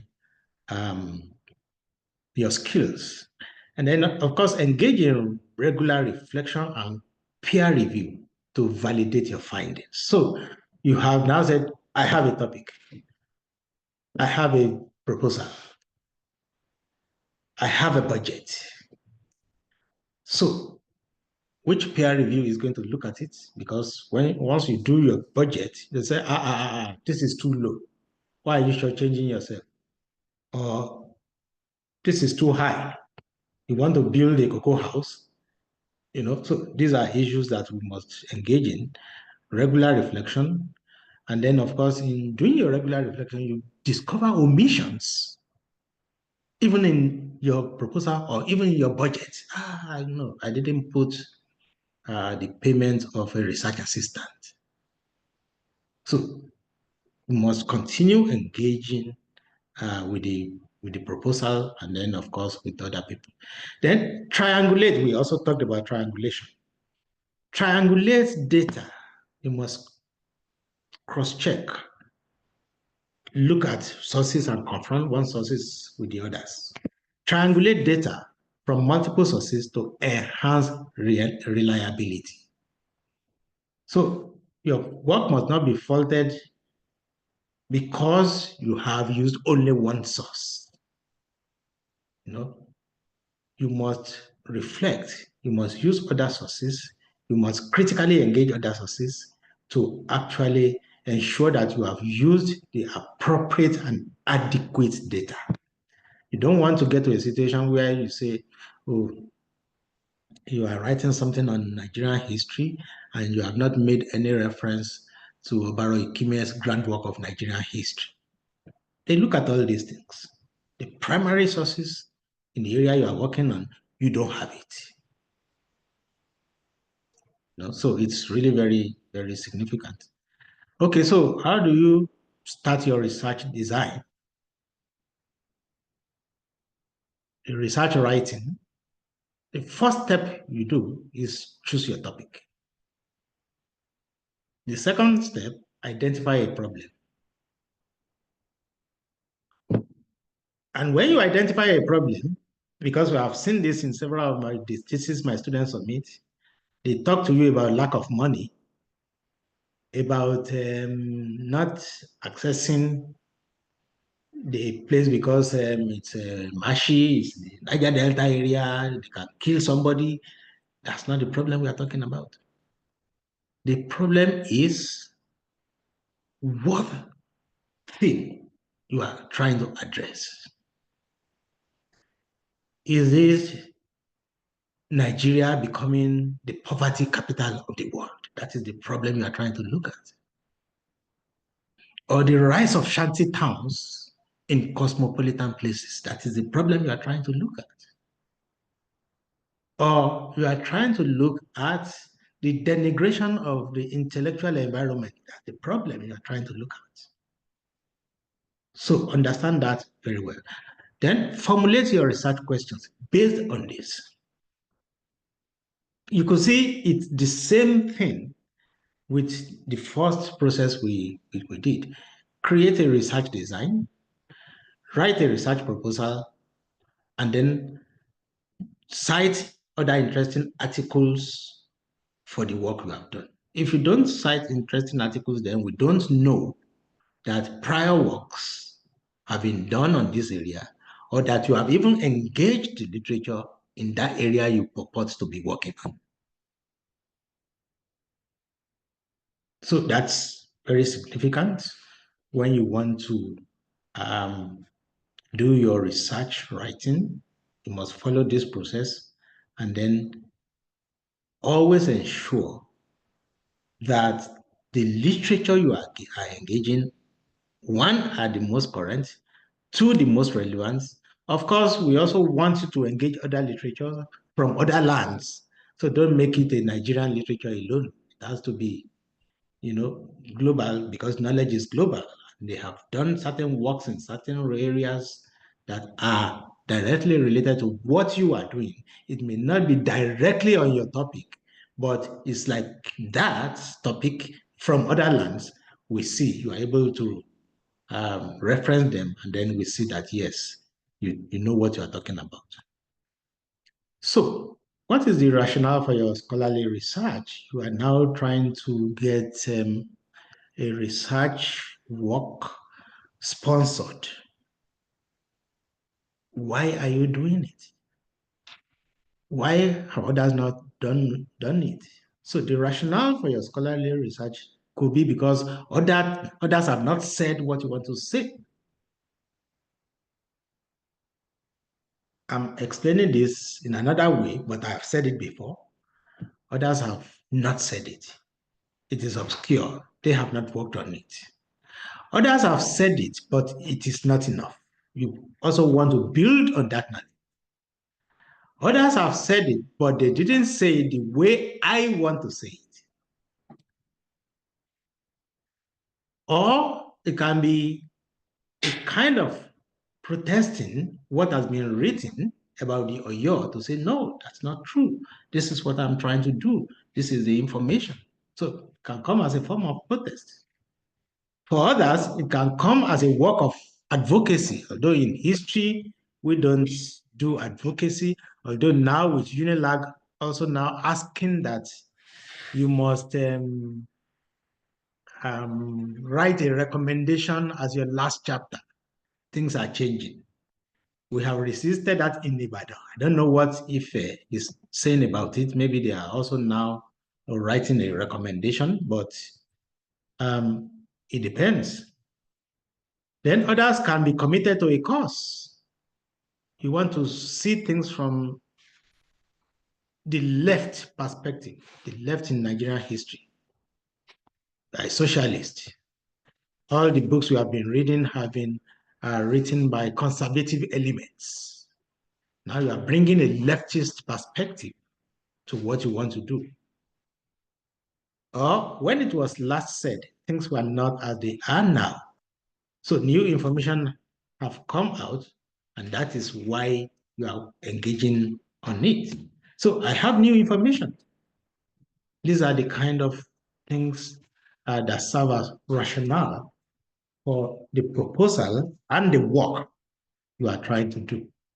So how to write a good research proposal? You must understand how to write a good cover letter. Pius Adesina, who died in that plane crash, I'm sure if you still Google it, you will still be able to read what he wrote about many of the proposals from Nigeria that they received in that part of the world. Some people in writing the proposal will write that this is my year of, all those things they say in Christian things all over the place. This is my year of progress. And I have engaged in this research agenda because my enemy thought I could not advance in this work. You don't write such things. And of course, you don't personalize such things to say, good morning, sir. How is the family? I am applying for this proposal, and so this is my letter of application. God bless you. Don't write a cover like that. So you've got to understand how to write a professional cover letter that shows you as a budding intellectual. And then your cover letter describes you or your organization and the project that needs funding. It details how much money you are requesting, how you may use the grant. Everything is professional. Provide an executive summary. This is what the work is all about. The executive summary provides a short overview of your overall grant proposal, project goals, and how the initiative fits into the overall mission of the organization, of that organization. A cover letter is different, but the executive summary is different. But it can go also with the cover letter. But you sign each separately. So the proposal, you state your objectives and goals, you include a budget that completes the entire proposal. So there is a step-by-step process. Some may not need the executive summary because it's already embedded in the proposal. And so the proposal is complete and so ready.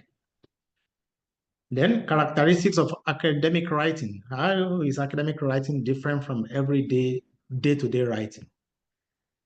Have clear and limited focus. Don't bite more than you can chew. Have a thesis that you are proposing to advance. Your thesis might be poverty has become endemic because some people have mopped up resources from society. That's a thesis. The easiest way to identify this feature is if the statement is taken out of the work, will the work still stand? So that's the focus. Then, of course, there has to be a logical structure. Introduction, body of the work, paragraphs, conclusion. The introduction sets out the thesis statement, a one-sentence statement that encapsulates the core argument. So there is a step-by-step process. In other words, there must be a logical structure. It is that logical structure that will give your work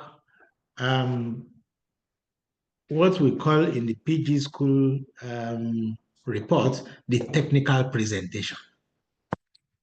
How is the technical presentation of that proposal?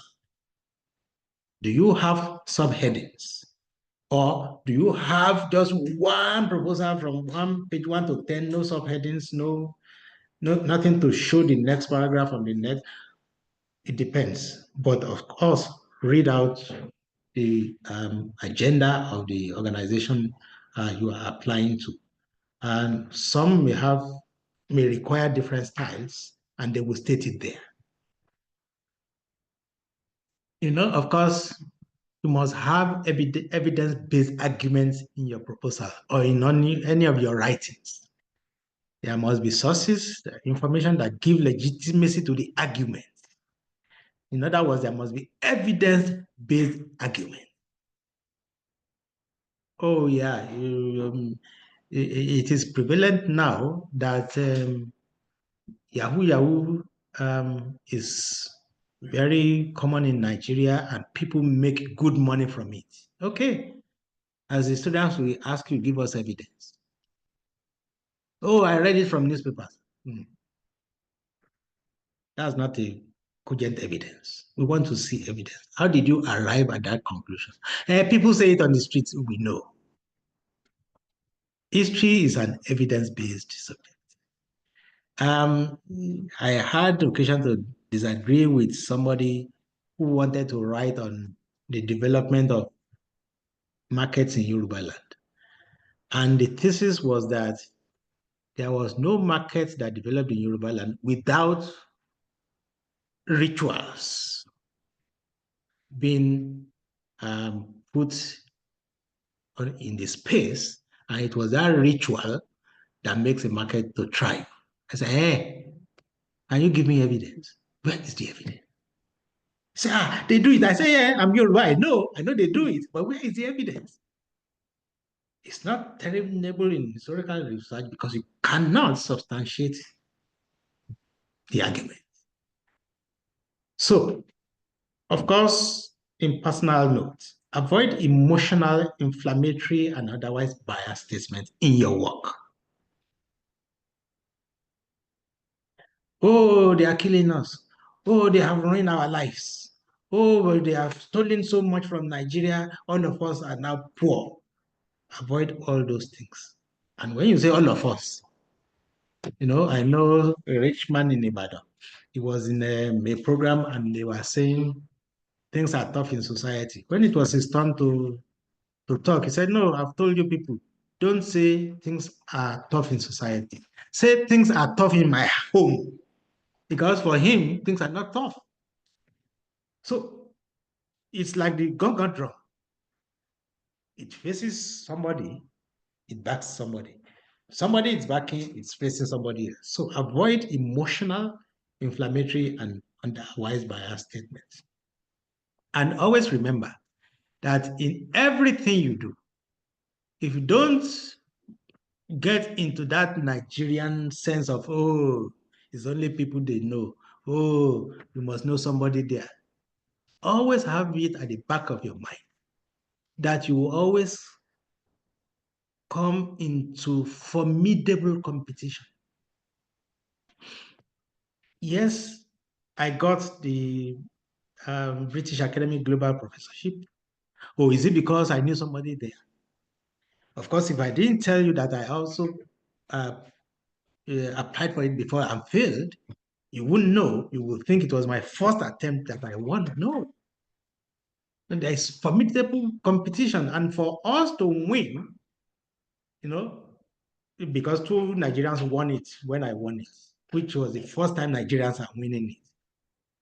The two Nigerians face formidable competition from all over the world, but it's our work that stood us out, not knowing anybody. So these are the kind of things you must always have at the back of your mind, not the Nigerianisms of you must know somebody there. You will face formidable competition. So it is your work that will speak for you.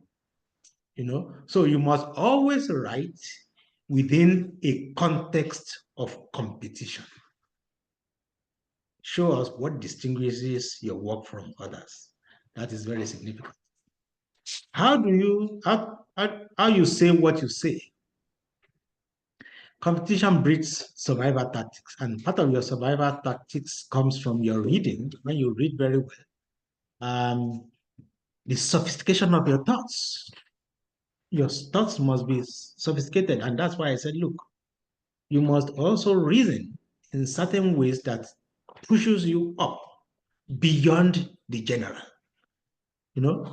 Don't try, in Darwinian thoughts, they tell you it is the survival of the fittest. So we're now admonishing you, don't survive, be fit. So be part of that fittest. Academic fitness is measured by your power of interpretation, by your creativity in the use of the data, not only in the use of data, but in use of your words. Finesse, brand, language, complexity, sophistication, ideology, passion. Because when we write, we also write with an ideological focus. You may not know it, but it shows an ideology, shows passion, shows diplomacy, and sometimes anger. But what I mean by anger is the positive anger, not the one in which we abuse anybody. The anger of your mind comes when, you see that there is a pejorative way of putting certain things and you say, well, That's not correct. This is the way to do it. So you are operating from the basis of anger at the use of the pejorative word. So it's very important for you to always be academically fit. And always remember your power of interpretation, creativity in the use of language, creativity in the use of data, finesse, brand, language, complexity. So, I mean, when you read some proposals, they are so ordinary with day-to-day words, and then you say, where is the rigor? Sophistication, ideology, passion, diplomacy, and sometimes anger. So, contribution to knowledge, this is an essential part of our work. I've said it earlier on, your research is now expected to be a recognition of old facts. Looking for more facts will do you a world of good. What to do to ensure a complete application? Choose an appropriate grant scheme, present a researchable topic, still the same thing we are talking about. Ensure a clarity of language. You must read very well, read beyond what you need. Follow the deadline strictly. Once they close the portal, there is no reason to look for the email of the organizers to say, sorry, I missed the deadline, and my work was ready, but there was no electricity, the internet was this. Follow the deadline strictly. Well, conclusion. We must help build institutional capacities through the following. What we are witnessing in Nigeria now is a gradual collapse of institutions. And it's because we are growing people without commitment, people without capacity, and people without competence. So I hope you people will not fall into this category. You must understand what it means to develop commitment. Yes, it will fetch you enemies. I have tons and tons of enemies, but of course, I don't really worry because I'm not doing something negative. Capacity, you must develop capacity, and then you must develop competence. Well, I thank you for listening. And so this is the exercise you must do for me in 10 minutes before we go to the question and answer session.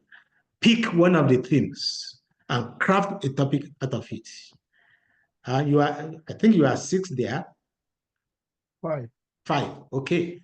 Pick any of the theme and then craft a topic out of it and read it out. Let us see.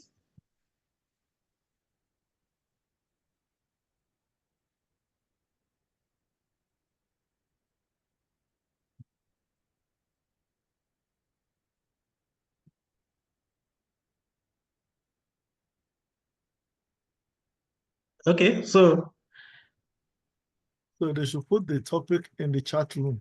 okay. So that I can all see. Okay. So can I stop sharing my slide now because I have to see my chat box? Okay. Okay. Loaded. Thank you, sir. Yes, Thank you, Tayo. yes, sir. Super loaded. Yes, sir. Greatly appreciate. Thank you so much, sir. Sure. Wow. Okay, put it in the chat box.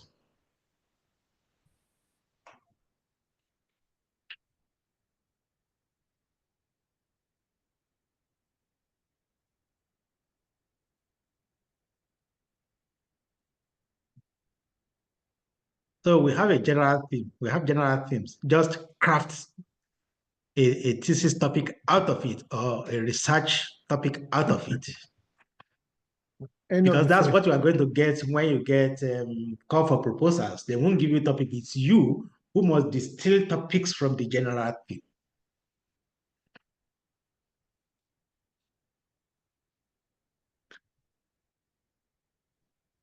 I want to put that slide on the page for them.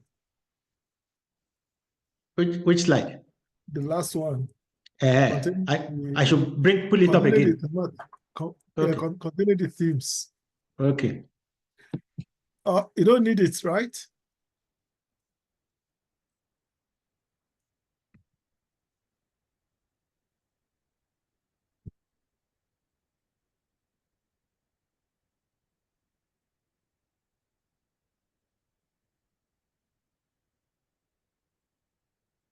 The last one, the last page. Okay. Okay. Yeah.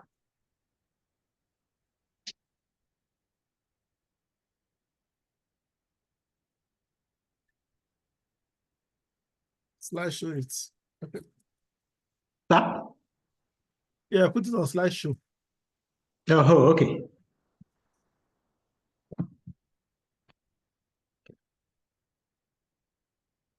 Thank you. Yes, sir.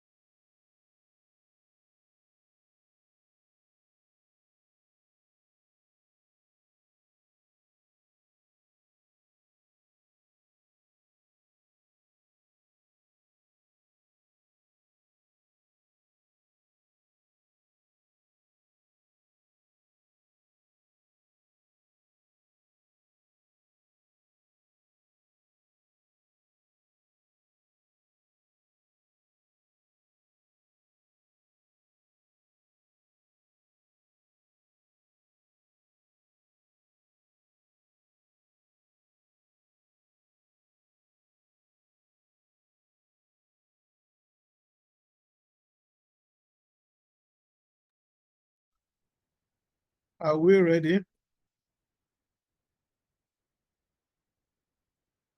If you are ready, put it in the chat room. I've not seen a single one in the chat room. Oh, okay.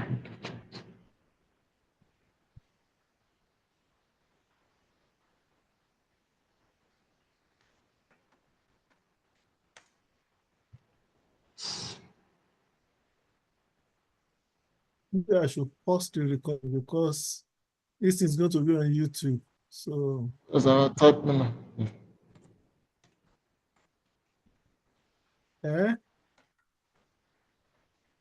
Semi-global.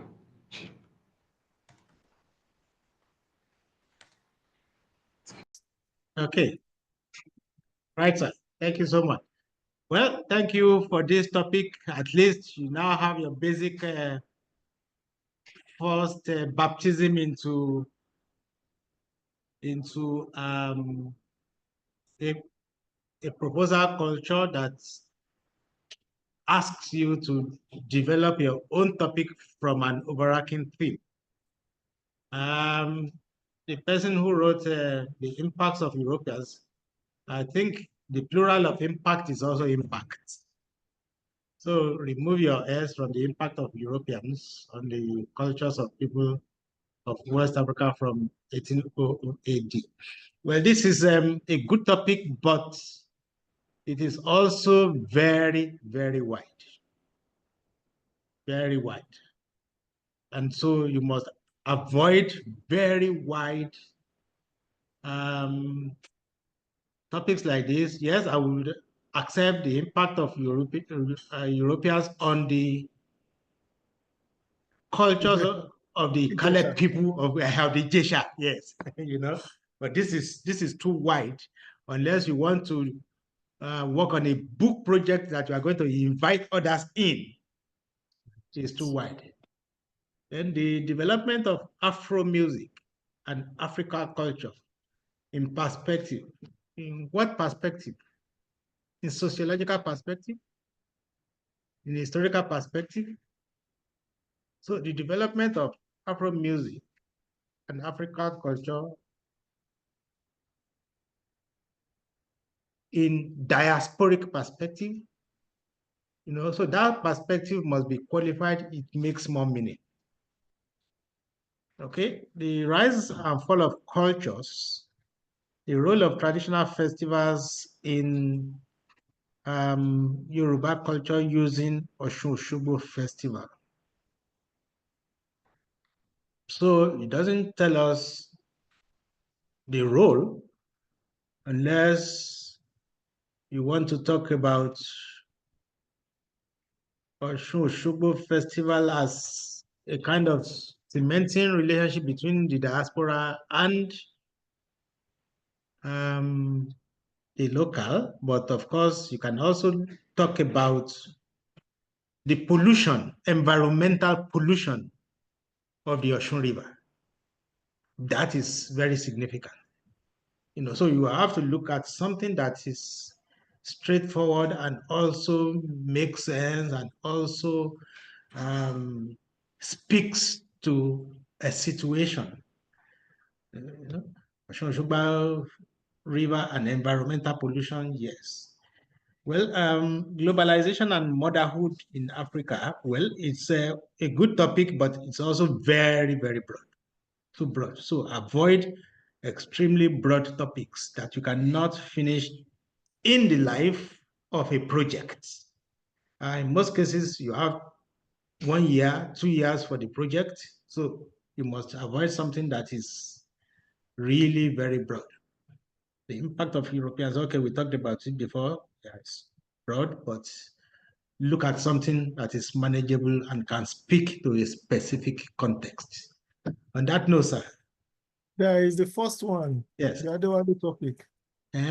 What's that? ECOWAS in a global age. Oh, yes. That one is fine, but in most cases, we are also, unless we want to write a book, we are also discouraging colon.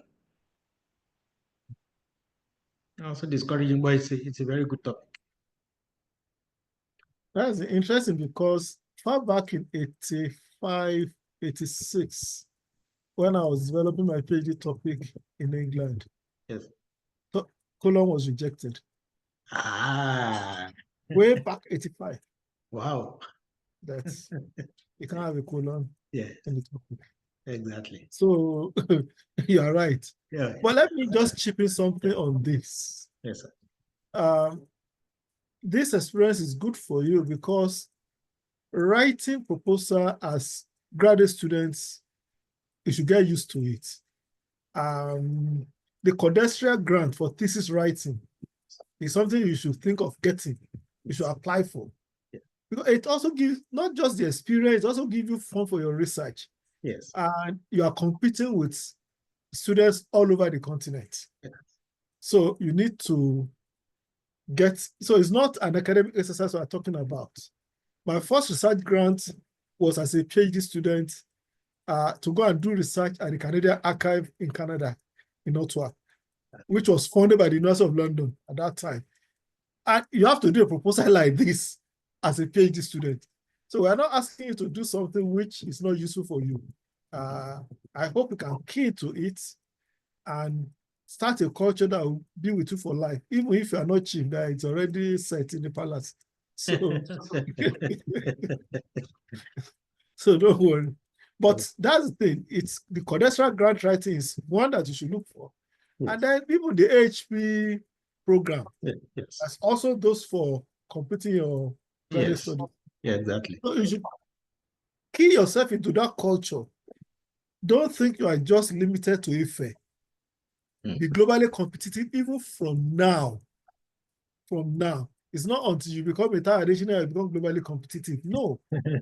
It's from now that you begin to build yourself into that mold that will make you a globally competitive scholar eventually. I want to round up. Well, just to thank you. Perhaps there is comments.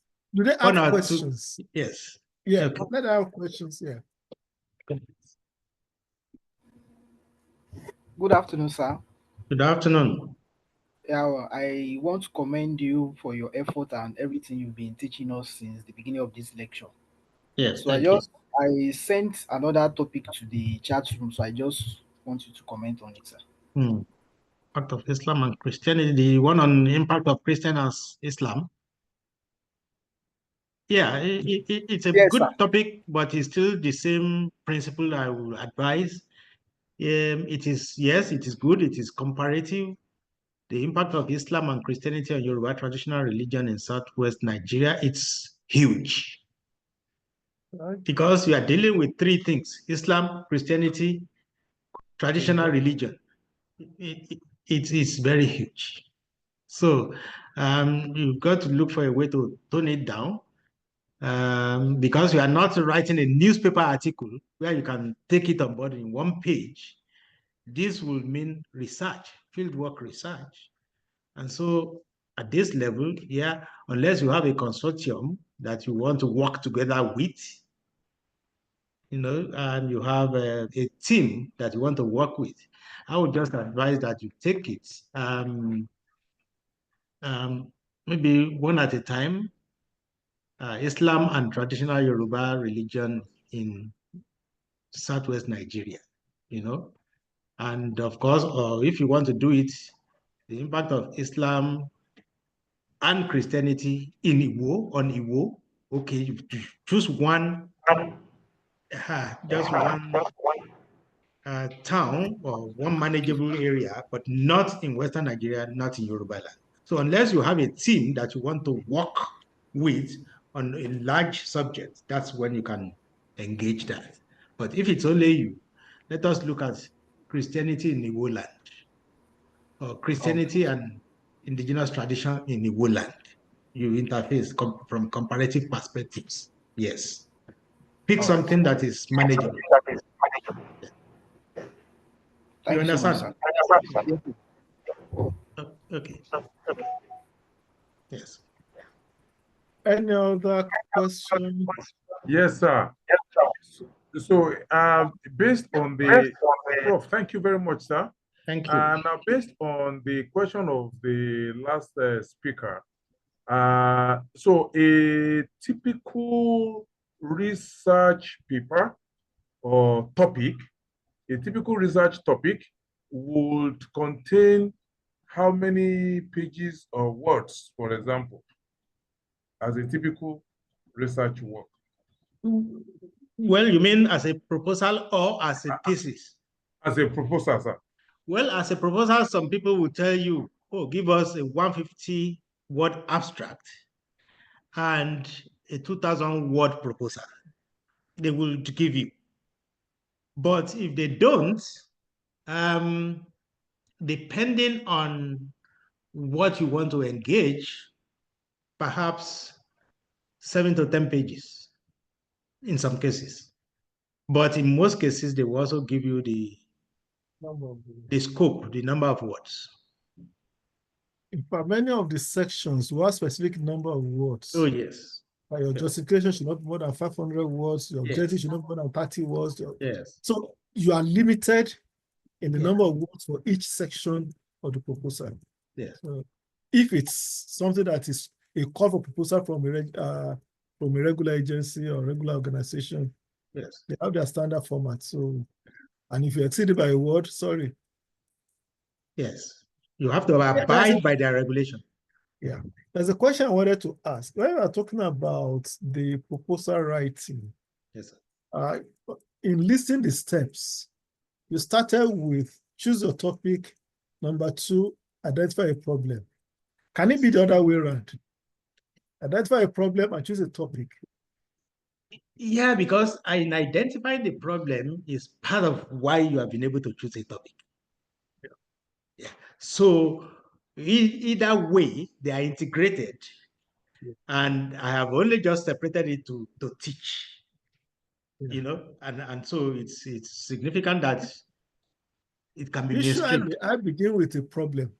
Okay. And craft a topic around the topic around that problem. Okay. So I have a global picture of the thing, and then look for a topic that will capture my thinking on it. I mean, I'm just asking if you can do it. Right. Yeah, you can do it the other way around, because what I should have even said is that when you have a topic, it doesn't mean it's cast in stone. No. By the time you finish writing the proposal, you discover that a new topic entirely will suggest itself. As emerged. Yeah. Yes, as emerged.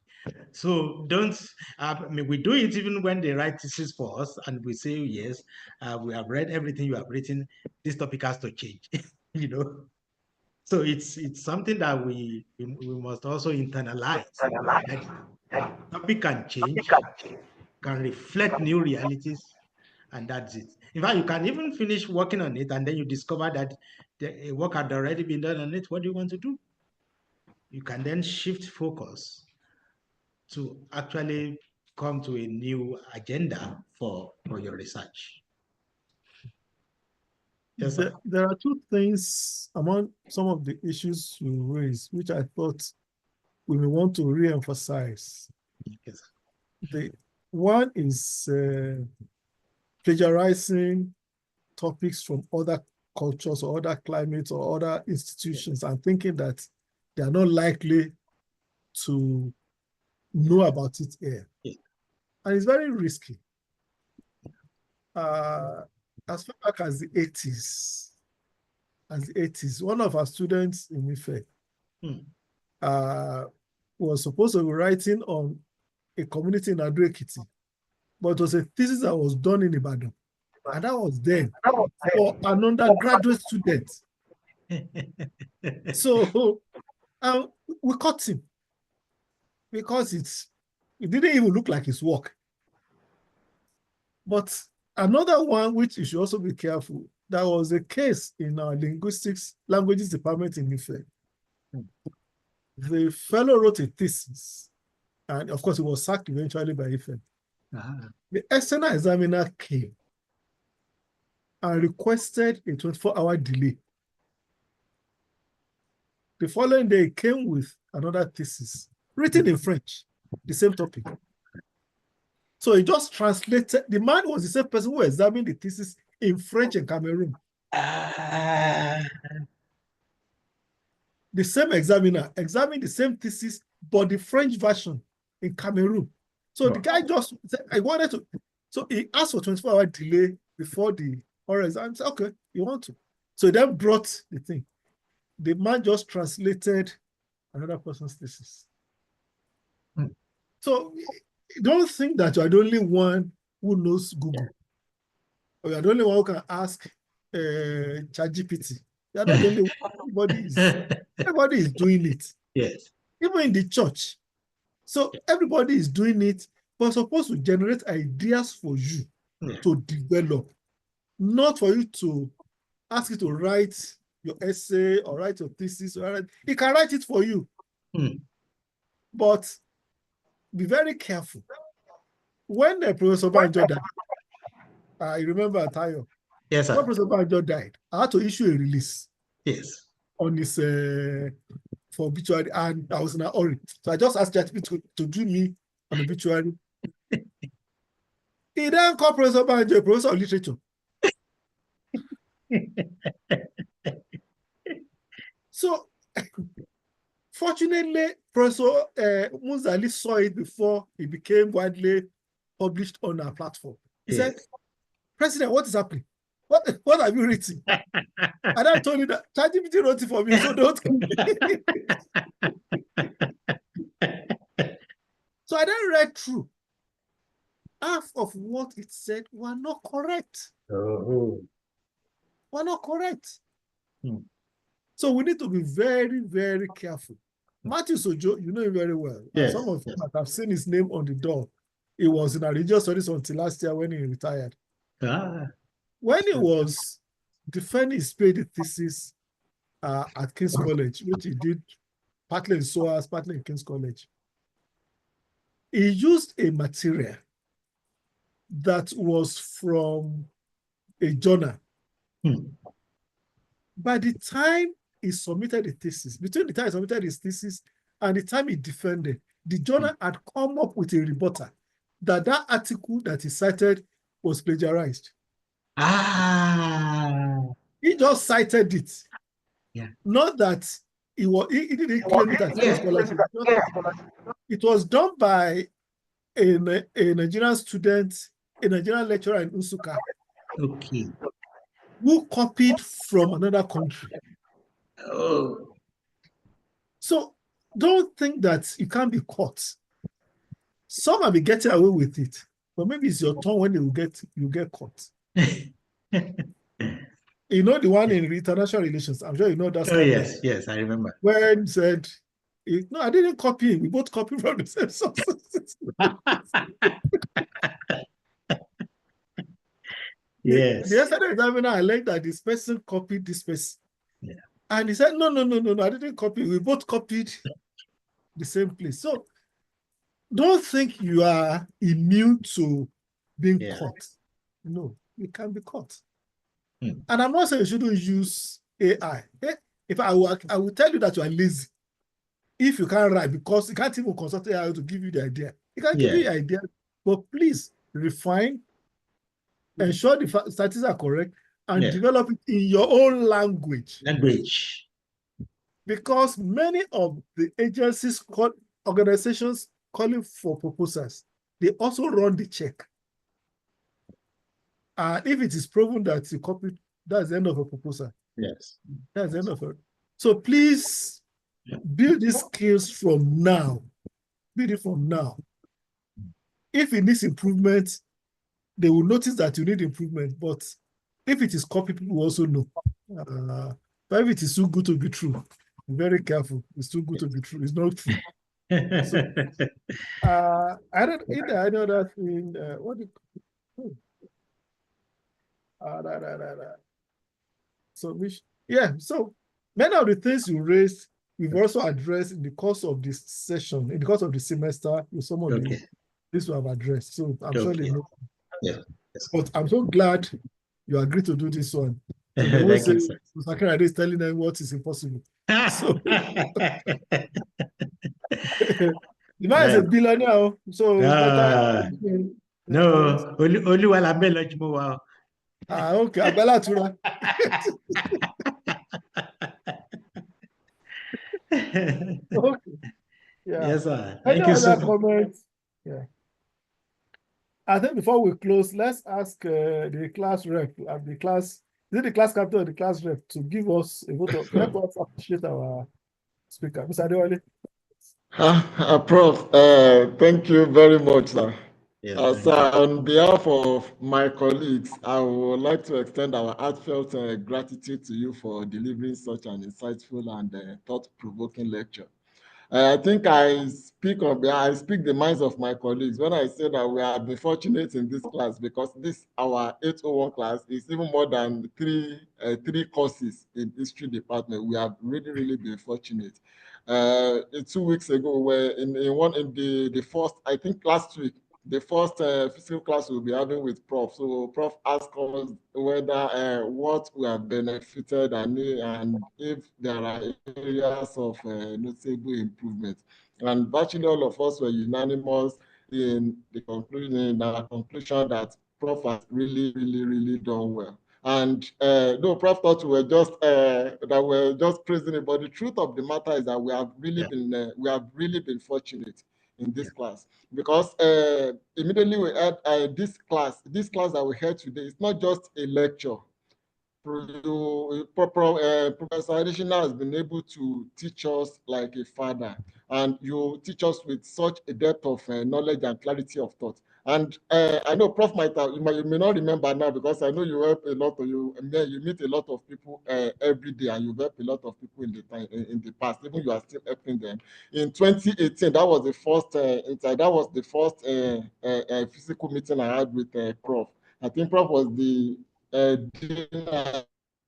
director of maybe one department of general studies or something in UI at that time, in 2017 specifically. Yes. We were working with Senator Saraki at the time, who happened to be the Senate president, wanted to establish a journal for the Senate Committee on Foreign Affairs. So Prof's name just came and said, oh, go to Ibadan and meet Prof. So 3 of us came to meet you at that time. We came with a proposal. And right there, you were even correcting you turned it into a lecture. You start correcting us on how to write a genuine proposal, how to write a well-accepted proposal. And we left with a very good impression. You agreed to actually be part of the project. Though, unfortunately, the crisis in APC at the time did not allow the project to take off, but we left with a very good impression, and subsequently in all the other projects that we actually embarked on, no form of whatever we threw out there was accepted, because we've been able to receive emergency lecture in Ibadan. So we really appreciate you, sir. So we are really appreciative of, like I said, you've been able to teach us the depth of knowledge and clarity of thought, and even engaging that have not only enlightened us, but that's also inspired us to delve deeper into this subject. The question that I had earlier has been answered when we were talking about the topic crafting exercise. But I never even know that that's what we are going to end the lecture with, even the topic crafting exercise. So thank you very much. And so we are truly privileged to have had the opportunity to learn from someone of your academic stature and experience. Your passion for the subject, just as you have seen today, is really infectious, and your ability to make complex ideas accessible is truly commendable. So we thank you once again, sir, for sharing your time and wisdom with us. We look forward to more opportunities to learn from you in the future, because fortunately, Prof told us that he's still going to be teaching us even 2 courses in second semester. So we really look forward to more of these opportunities to learn. Thank you. Thank you once again, sir. Thank you so much. Thank you for your kind words. Yes, sir. Thank you, sir. Okay. So thank you, Yes, our sir. distinguished teacher. Thank you, sir.